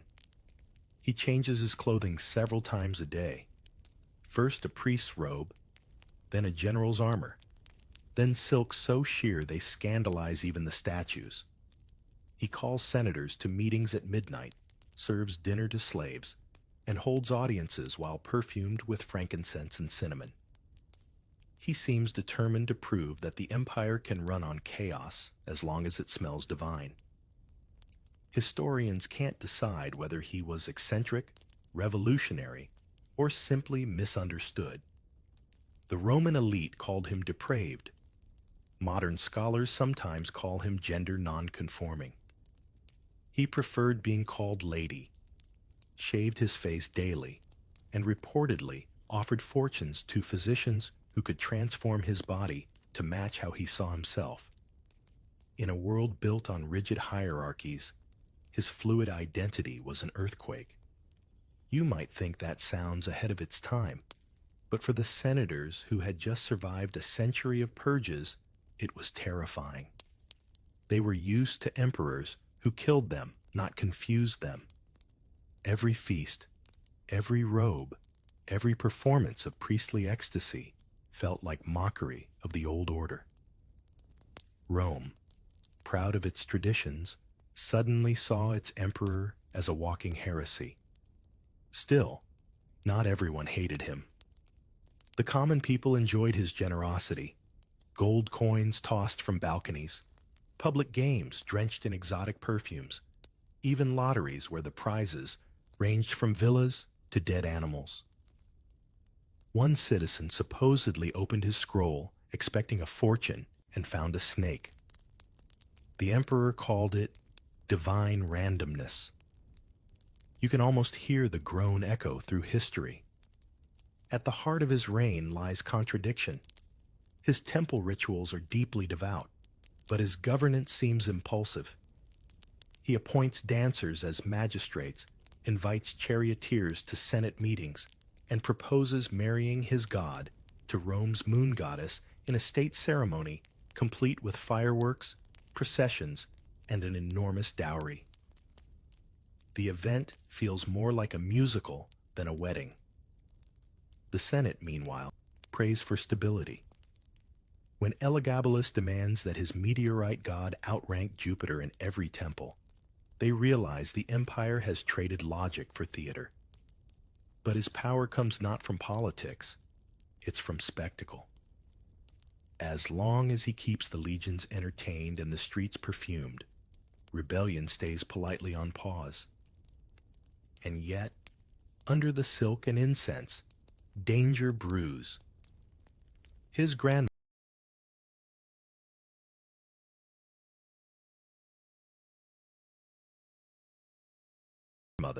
Julia Maesa, the political mastermind who put him on the throne, watches nervously as her grandson alienates Rome's power base. She starts promoting her other grandson, Alexander Severus, as a sensible alternative. Elagabalus senses the plot, but underestimates how much the Praetorian Guard loves order and loathes confusion. When the guards finally rebel in 222 CE, it isn't a glorious coup. It's tired men dragging a frightened teenager through the palace halls he once turned into a temple. His mother clings to him as they are both killed, quickly, brutally. The soldiers toss their bodies into the Tiber. The perfumes, the petals, the silks, all sink into mud and silence. But something about him lingers. For centuries, Romans would whisper his name as shorthand for excess and strangeness. Yet beneath the scandal, there's a strange melancholy to his story. Maybe Elagabalus wasn't trying to mock Rome. Maybe he was just trying to remake it in his own image, to turn an empire built on conquest into one built on transformation. You can almost see the candle flicker out in his temple, the incense smoke curling into the night air. The gods of old Rome, watching from their marble pedestals, must have wondered what sort of creature they had just hosted on their throne. A madman, a prophet, or simply a boy who mistook the stage for heaven. After Elagabalus, Rome desperately craves normalcy. Laws, order, someone who wears pants at official meetings. But the empire has a bad habit of overcorrecting. If Elagabalus was all perfume and silk, the next emperor, Tiberius, is all stone and shadows. His name echoes from the early days of empire, and though his story comes before Caligula's, you find it fitting to revisit him now, because he's the mold from which every paranoid ruler afterward seems cast. You meet Tiberius in his final years, when the world calls him the Dark One of Capri. He's the stepson and reluctant heir of Augustus, the first emperor of Rome. Augustus adored control, loved spectacle, but Tiberius, he prefers distance. He's quiet, calculating, a soldier more than a statesman. While others conquer provinces, he conquers silence. And in silence, the mind turns dangerous. Early in his reign, Tiberius seems almost humble. He rules efficiently, balances the treasury, avoids unnecessary wars. Rome sighs with relief. Finally, a grown-up in charge. But then, tragedy and suspicion start chewing away at him. His son Drusus dies, possibly poisoned. Friends betray him for power. Senators flatter him with the kind of smiles that smell of fear. Eventually, he decides Rome itself is poison. So he leaves. He sails to the island of Capri, a jagged jewel of rock and sea, and never returns to the capital again. Officially, it's for health reasons. Unofficially, it's to rule from afar, unseen. Capri becomes his empire within the empire. No senate, no crowds, just cliffs, servants, and the constant hiss of the ocean below. You'd think solitude might calm him. Instead, it transforms him. When a man with absolute power loses trust in others, he starts inventing new amusements. And the rumors about Tiberius's amusements still echo like waves hitting the shore.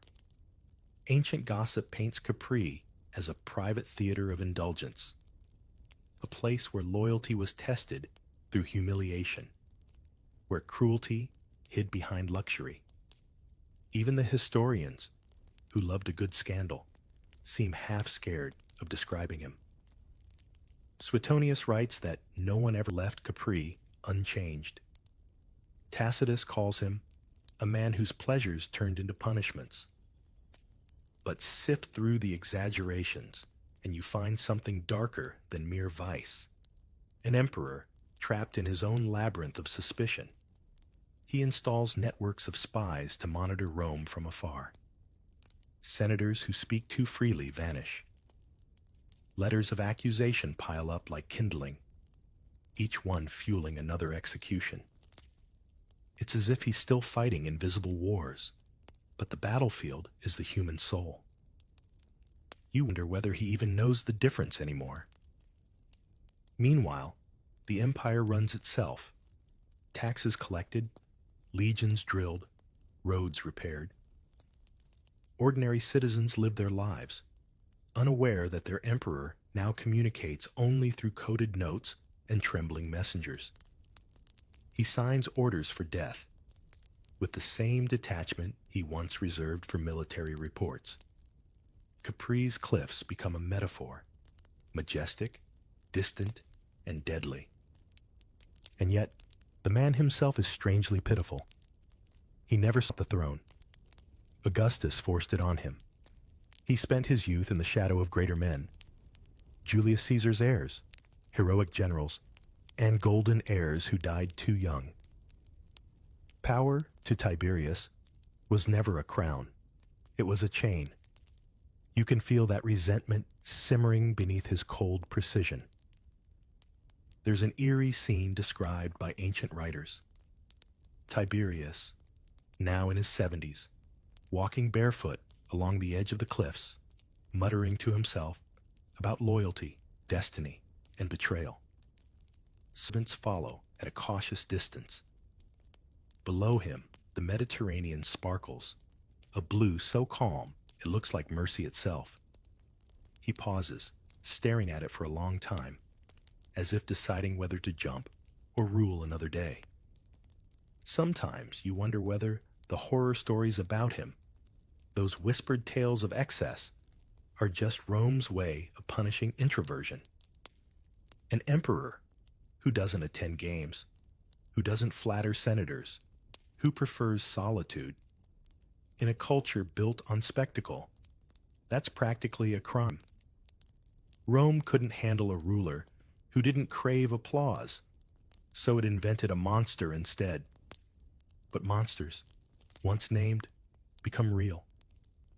The Senate begins to hate him, the Praetorian Guard to fear him, and Caligula, his great-nephew, starts waiting in the wings, learning exactly what fear can do to a man with a crown. The cycle of madness is already preparing its next act. Tiberius dies quietly in 37 CE, on a villa bed overlooking the sea. Some say he was smothered with a pillow by Caligula himself. Others claim his heart simply stopped. When word reaches Rome, the people erupt in celebration, shouting, "To the Tiber with Tiberius!" The irony is cruel. He had already thrown himself there, metaphorically, years before. The empire moves on, but the shadow of Capri lingers. Even now, when you visit that island, the locals still point to the ruins and whisper, "That's where the emperor hid his sins." Maybe they're right. Or maybe it's where he hid his loneliness. Either way, the waves keep rolling in, erasing footprints, washing secrets clean, just as they've done for every ruler who ever thought isolation was the same thing as safety. And as the sea sighs below those cliffs, You can almost hear the echo of his reign, a warning that power doesn't need noise to corrupt. Sometimes it just needs silence. By now, you start noticing a pattern. Rome's emperors always swing between too much chaos and too much control, like a pendulum made of marble and blood. After Tiberius's cold retreat and Elagabalus's perfume carnival, the empire lands on someone who combines both extremes. Domitian, a man who loved order so much, he strangled joy just to keep it neat. He's not born into madness.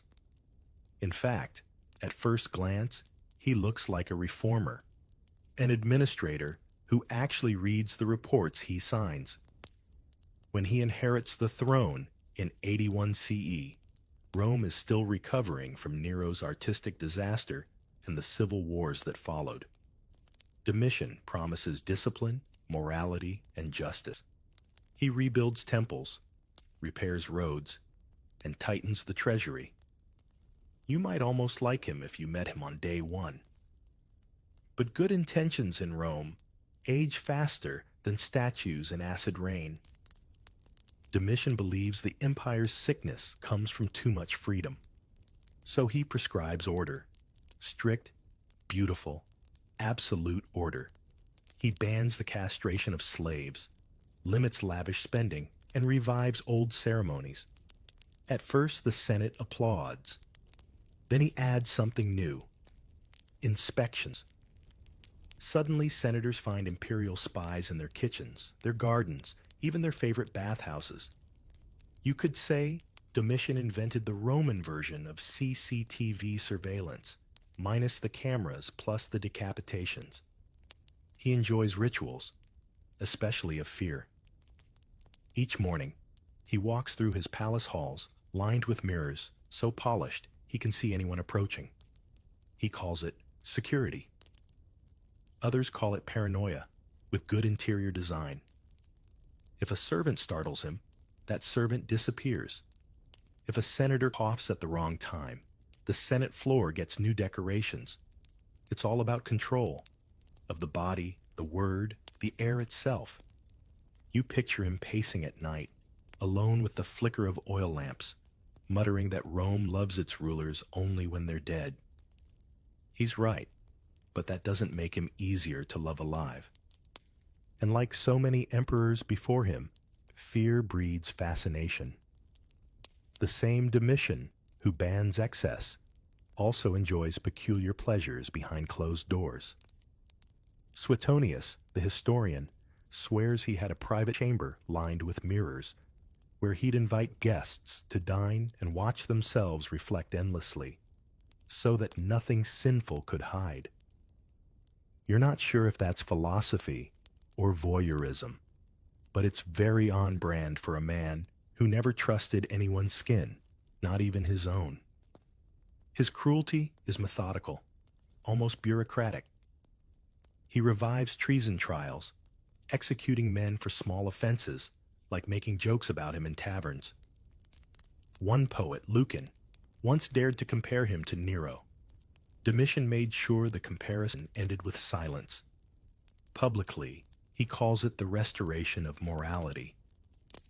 Privately, it's revenge, disguised as reform. Still, you can't deny the competence. The borders are secure, the economy stable, and the game spectacular. When he presides over the Colosseum, he sits under a gilded canopy engraved with constellations, his name among the stars. He even refers to himself as Dominus et Deus, Lord and God. The Senate politely echoes the title, but you can almost hear their teeth grinding. One thing you learn from Rome's history: when an emperor starts calling himself divine, his expiration date is already printed. The people, meanwhile, admire his efficiency. Grain ships arrive on time. Roads gleam. Taxes are fair, if heavy. To the average Roman, Domitian looks like a god who actually does his paperwork. To the Senate, he's a nightmare in polished sandals. Every law he passes feels like a chain. Every praise feels like surveillance. He's also obsessed with punishment that feels symbolic. When a treasurer once mishandled state funds, Domitian didn't just execute him. He had his hands cut off first. When an actor mocked him on stage, Domitian banned all comedy for a year. You could call him the first Roman censor if the word didn't already mean someone who burns everything interesting. And yet, amid all this darkness, there's something strangely human about him. He writes poetry. He gardens. He keeps bees. He even hosts quiet dinners where he asks guests philosophical questions like, "What would you do if you ruled the world?" The trick is that there's only one right answer. Exactly what you're doing, Caesar. It's easy to hate him from afar, but imagine the pressure. Living every second knowing that your father and brother, both previous emperors, are still being compared to you. That your family name carries both glory and scandal. Maybe Domitian's paranoia isn't madness. Maybe it's inheritance. Still, history doesn't forgive perfectionists. When you rule by fear, loyalty becomes performance. Even his wife Domitia grows weary of his constant suspicion. By 96 CE, the whispers grow louder. The emperor's time is near. His closest advisors, men who once swore eternal allegiance, start rehearsing betrayal. The end is theatrical, as Rome demands. One morning, a freedman named Stephanus, pretending to deliver documents, hides a dagger beneath his scrolls. Domitian reads, frowns, and looks up just as the blade strikes. He fights back, kills one attacker, wounds another, but finally collapses beneath the marble where he once demanded his titles carved. The Senate celebrates quietly. The people mourn loudly. History, as usual, takes both sides. Some call him tyrant, others savior. You just call him predictable. Because in Rome, the line between protector and oppressor is thinner than a papyrus sheet. And as the candles in his hall burn down to ash, you realize that Domitian's reign wasn't about perversion of flesh. It was the perversion of control. Not the lust for pleasure, but the lust for order so absolute that even love couldn't breathe in it. Rome had seen madness, vanity,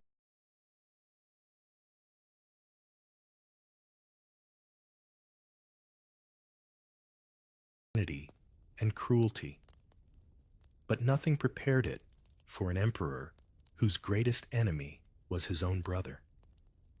You open your eyes to the reign of Caracalla, a man who grew up in palaces but lived like he was perpetually marching into battle.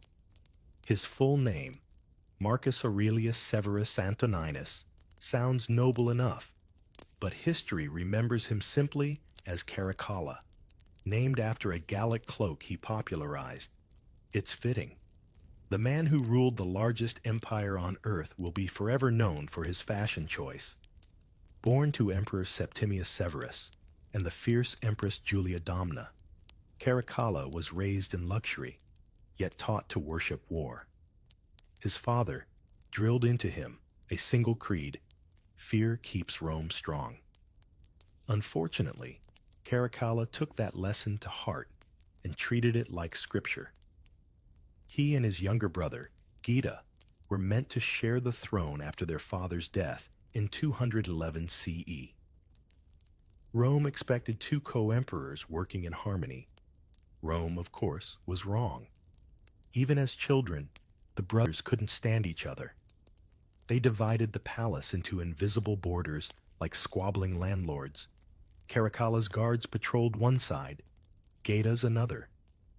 Their mother had to schedule separate dinners to keep them from drawing swords over soup. When their father died in Britain, his last words were supposedly, "Be good to each other."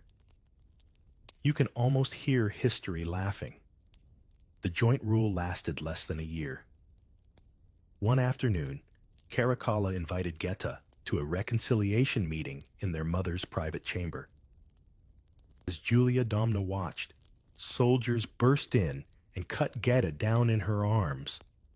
The marble floors of the Imperial palace turned red while Caracalla declared himself sole emperor.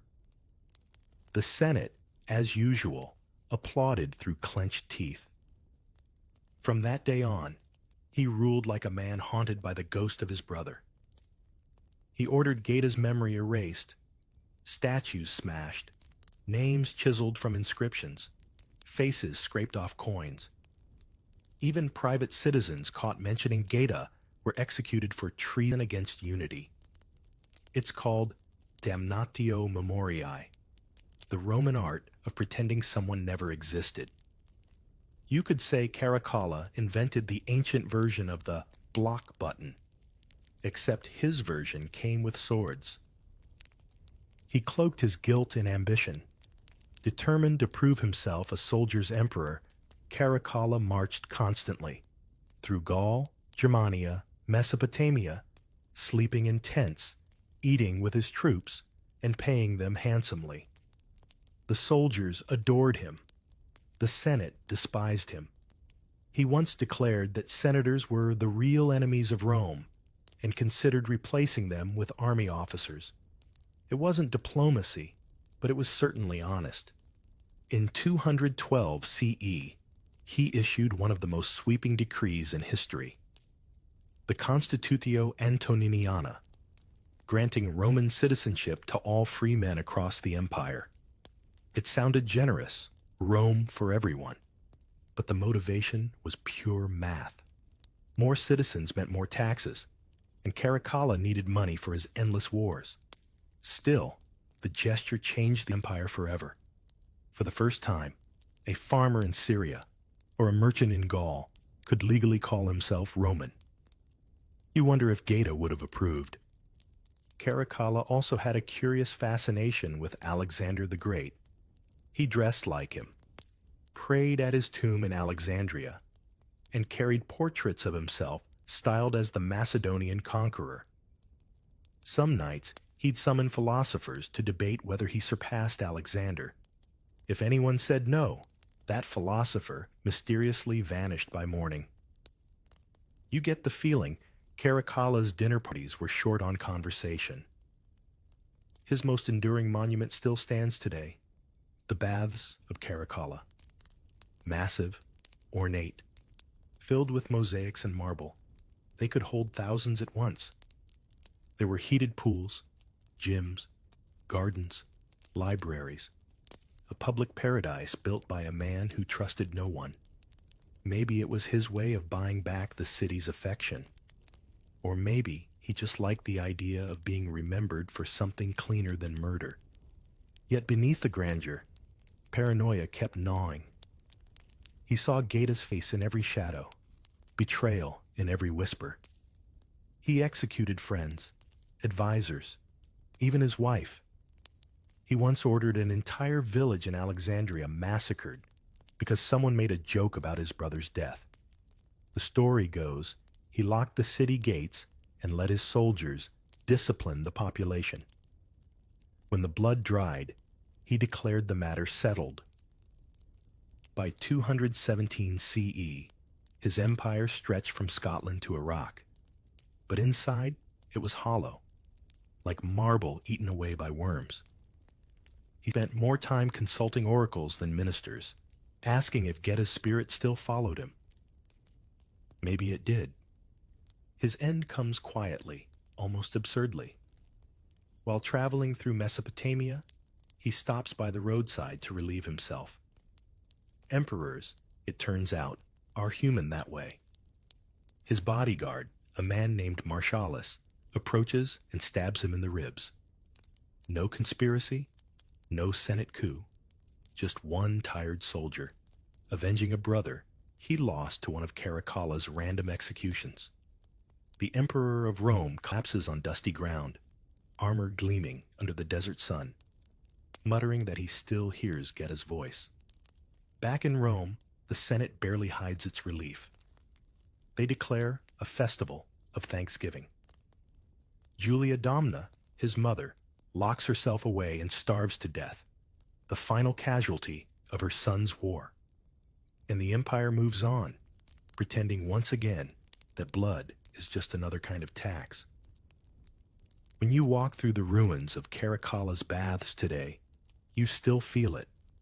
The grandeur, the guilt, the echo of a man trying to wash away a murder no river could cleanse.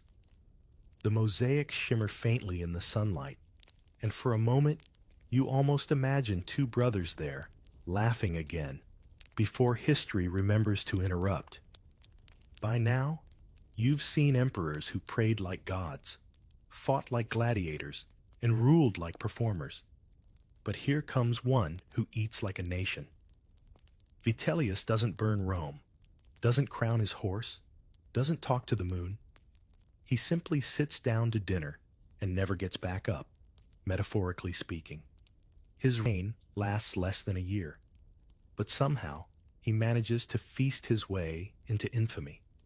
It begins in 69 CE, the year of the four emperors, when the empire plays musical thrones.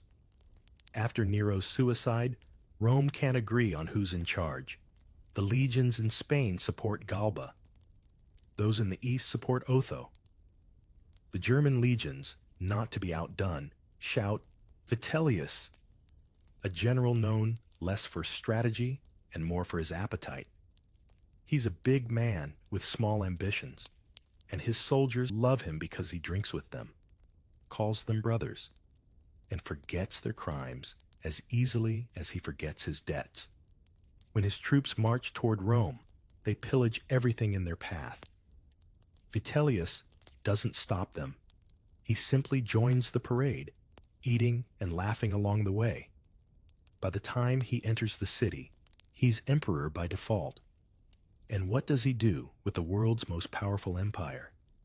He throws a banquet that could feed a province. You can almost see it.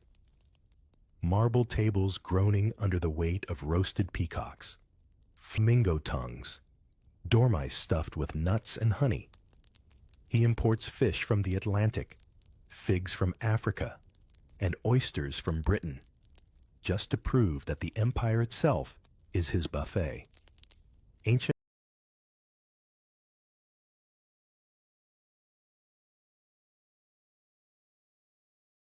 writers claim he sometimes ate 4 meals a day, punctuated by snacks of boar and pastry swans. His favorite dish? A stew he called the Shield of Minerva, made from the livers of pike, brains of pheasants, tongues of flamingos, and intestines of lampreys, all drowned in rare wine. If cholesterol had a patron saint, it would be Vitellius. His decadence goes beyond food. He adores costume parties, dressing as priests, generals, and gods, often all in one evening. He once ordered his entire household to wear matching gold-threaded robes for a dinner dedicated to himself. He even renamed one of the palace kitchens the Fort of Intestines. Rome, meanwhile, teeters on collapse. Armies fight for control. Grain shipments stall, and citizens whisper that while the empire starves, its emperor feasts. But Vitellius isn't purely monster. He's a man who mistakes comfort for control. He loves Rome the way a drunk man loves wine, passionately, destructively, without understanding when to stop. He pays debts out of the treasury to win favor, doubles soldiers' salaries, and throws games so extravagant that the lions seem better fed than the people. He calls it generosity. The Senate calls it bankruptcy. Rumors of his excess spread quickly. One story says he held a dinner for 30,000 guests. Another that he built a special wagon just to carry sauces. Whether true or not, Rome believes them, because every empire secretly loves to hate its own gluttons. Vitellius becomes a symbol, a living warning that abundance can rot faster than bread. Still, you can't help but feel a flicker of pity. He isn't cruel like Caligula, or paranoid like Domitian. He's just soft, too soft for a world carved by iron. When a rival general, Vespasian, declares himself emperor, Vitellius barely reacts. He's in the middle of a feast when the news arrives.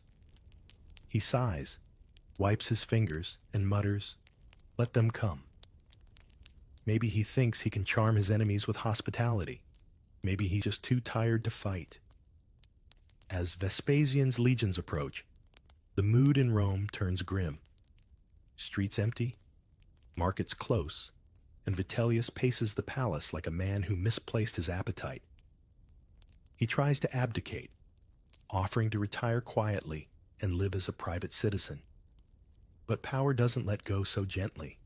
His supporters beg him to resist. His enemies surround the city. The final scene unfolds like a tragic comedy. Vitellius flees through the palace's back corridors, disguised as a servant, hiding in a dog kennel. Soldiers drag him out by his hair, mocking his girth and his silk slippers. Even in death, Rome treats him like a farce. They haul him to the Forum, jeering before killing him at the Gemonian stairs, the same spot where other disgraced men had bled before.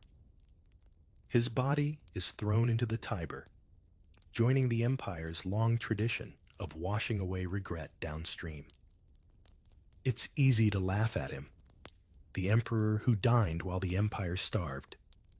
But beneath the ridicule lies a mirror. Vitellius didn't invent Roman decadence, he just embodied it too literally. He was the hangover after a century of excess.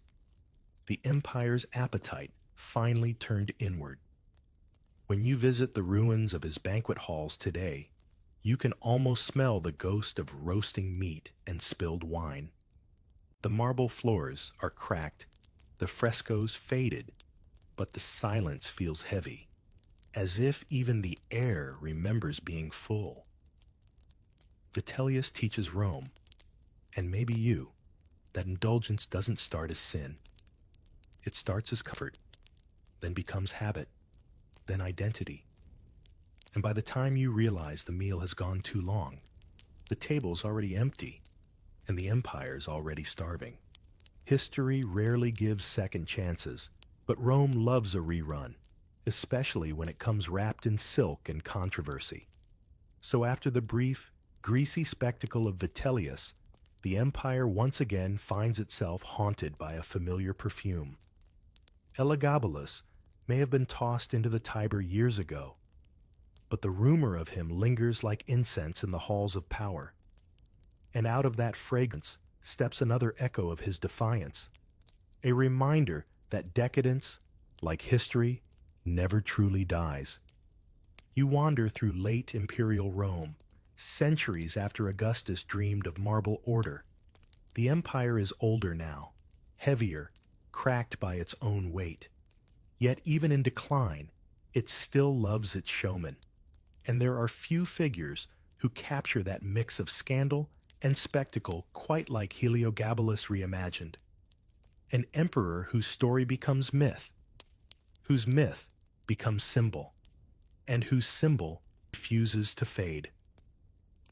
By the 4th century, Roman writers can't stop retelling his story. They call him monster, priest, goddess, rebel. They whisper that he was both tragedy and prophecy, that his reign had predicted the empire's obsession with itself. You can almost hear them arguing through time. Was he perverted or merely honest in a world built on hypocrisy? Because, let's be fair, Rome's moral code has always been a costume. The same senators who scolded Elagabalus for his silks secretly hosted their own private banquets. The same historians who called him impure celebrated emperors who burned cities, poisoned kin, or bathed in the blood of enemies. Maybe Elagabalus wasn't the first to sin. Maybe he was just the first to make sin look fabulous. The legacy of his rebellion survives not through bloodlines, but through rumor. Plays and poems, centuries later, paint him as a warning against vanity and softness. But you can sense something else hiding under those layers of moral outrage, fascination. The empire that once spat him out can't stop looking back at him. Even Christian chroniclers, eager to condemn the pagan past, can't resist describing his perfumed madness in detail. They hate him the way Rome always hates what it secretly envies. In a way, his ghost becomes a template for how later emperors and kings will be remembered, as cautionary tales more than men. Louis XIV's Versailles. You can almost smell the same jasmine-soaked air as Elagabalus's temple. The decadent courts of Renaissance Italy. Same theater, just with better chandeliers. Even modern rulers who build palaces of gold and call it divine destiny. Each of them is walking his marble path. When historians try to reconstruct him, they realize most of what they know is rumor built on rumor. He's less a person than a collage of accusation. The boy priest who married a god, who dressed as a goddess, who forced senators to dance to Syrian drums, who fed guests until they suffocated under roses. Maybe half of it's fiction, but fiction says more about the storyteller than the subject. Rome couldn't handle an emperor who didn't fit into its categories: man or woman, soldier or priest, ruler or performer. So it turned him into a myth that could be safely condemned and endlessly retold. You imagine him now, centuries later, standing on some forgotten stage of memory, adjusting his crown of gems and saying, "You'll talk about me anyway." And he's right. The same empire that tried to erase him carved him into eternity through scandal. If you walk through the ruins of his temple, the Elagabalium, you'll find nothing but stones and silence. The black meteorite he worshipped as a god is long gone, either melted into legend or lost to looters. But the architecture still whispers of a time when the world's mightiest city bowed before a foreign god because one teenager told it to. The sun once rose from that hill in a blaze of gold. Now it sets behind crumbling walls. Yet the air feels charged, as if still waiting for music to start. And that's the irony. While his contemporaries mocked his sensuality, Rome's later rulers would adopt it as art. The baths of Diocletian, the mosaics of Constantine's palaces, even the elaborate rituals of Byzantine emperors, all bear traces of that Eastern extravagance, first condemned under his name. What was once scandal became style. What was once heresy became heritage. It makes you wonder, who really won? The senators who tore him down, or the spirit that still decorates every corner of Western luxury? The man who died in the Tiber, or the myth that still glitters in marble centuries later? By the time the empire splits into East and West, Elagabalus is long gone, but his ghost lingers in every court that mistakes beauty for weakness, every ruler who uses spectacle as a shield, every society that condemns what it secretly desires. He's not just a person anymore. He's a warning, a mirror, a perfume that clings even after the bottle's been smashed. And as you drift through those ruins, the scent of roses and smoke still faint in the air, you realize Rome never stopped worshiping him. It just changed the altar. Power always begins as a dream and ends as a reflection. And when Rome finally looked in the mirror, it didn't see gods or emperors. It saw itself, drunk on beauty, blinded by desire, and afraid of silence. You stand now at the empire's twilight. The marble gleam has dulled, the temples crumble, and the Colosseum's echoes sound less like applause and more like ghosts clearing their throats. Centuries of emperors, mad, magnificent, tragic, have come and gone, each convinced he could outshine the last. But strip away the gold leaf, and all their perversions start to look less like sickness and more like symptoms of something larger, the hunger that comes from being obeyed too often. When Caligula crowned himself divine, the Senate called it insanity. When Nero sang while Rome burned, they called it vanity. When Commodus strutted through the arena, they called it depravity. But what if all of them were simply mirrors, each reflecting the empire's own craving for spectacle, its love of control dressed up as religion? Every citizen cheering, every senator flattering, every poet exaggerating, they all kept the theater running. The emperors were the headline acts, but the audience never left. You imagine walking through Rome after sunset, long after the emperors have turned to dust. The statues still stand, cracked but proud. The same gods still stare from the same pedestals, though no one prays to them anymore.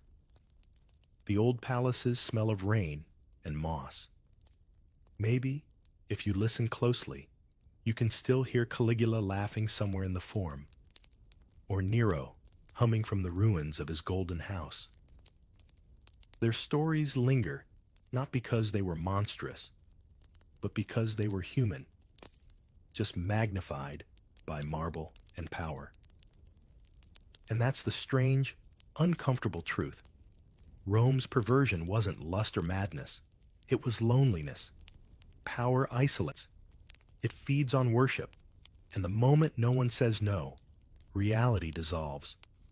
Each emperor, in his own way, tried to fill that void with art, cruelty, faith, food, ritual, or self-invention. They weren't just rulers. They were addicts of attention. Sound familiar? You scroll through your screen, seeing influencers chasing followers, billionaires building private islands, politicians naming buildings after themselves. 2,000 years later, the thrones are digital, but the hunger is the same. Of course, the Romans didn't think of it that way.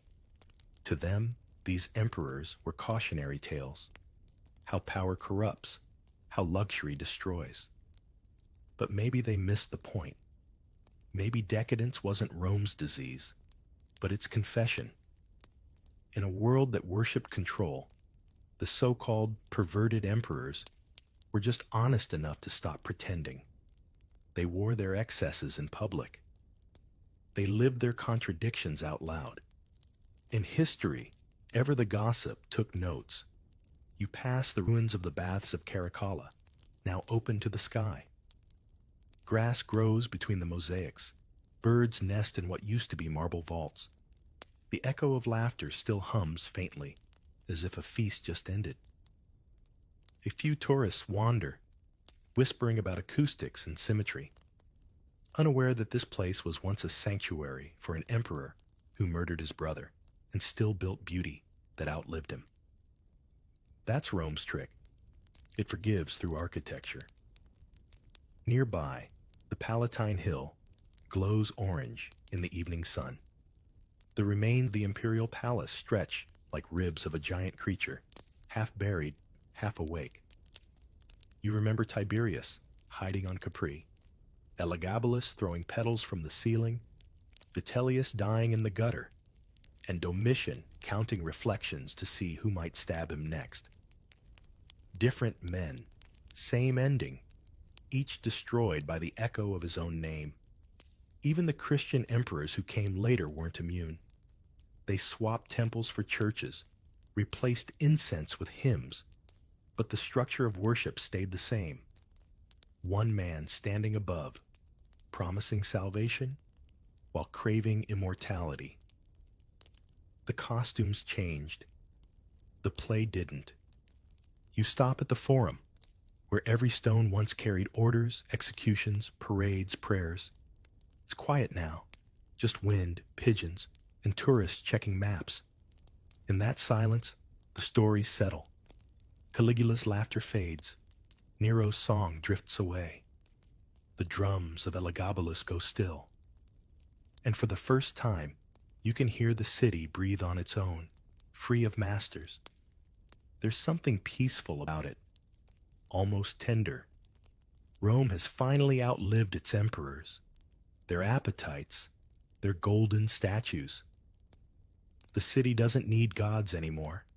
It just needs morning light, olive trees, and people who remember. And as night falls, you walk past the Tiber, where so many imperial secrets ended up. The water glows faintly under the lamps. It's easy to imagine the river whispering the same lullaby it's sung for 2 millennia. Everything powerful eventually softens. Everything feared eventually becomes a story. So you breathe in that Roman air, dust, basil, rain on stone, and let the empire's ghosts settle around you. Not as monsters, but as reminders. Power ends, beauty fades, stories endure. Now close your eyes. The torches dim, the marble fades, the gods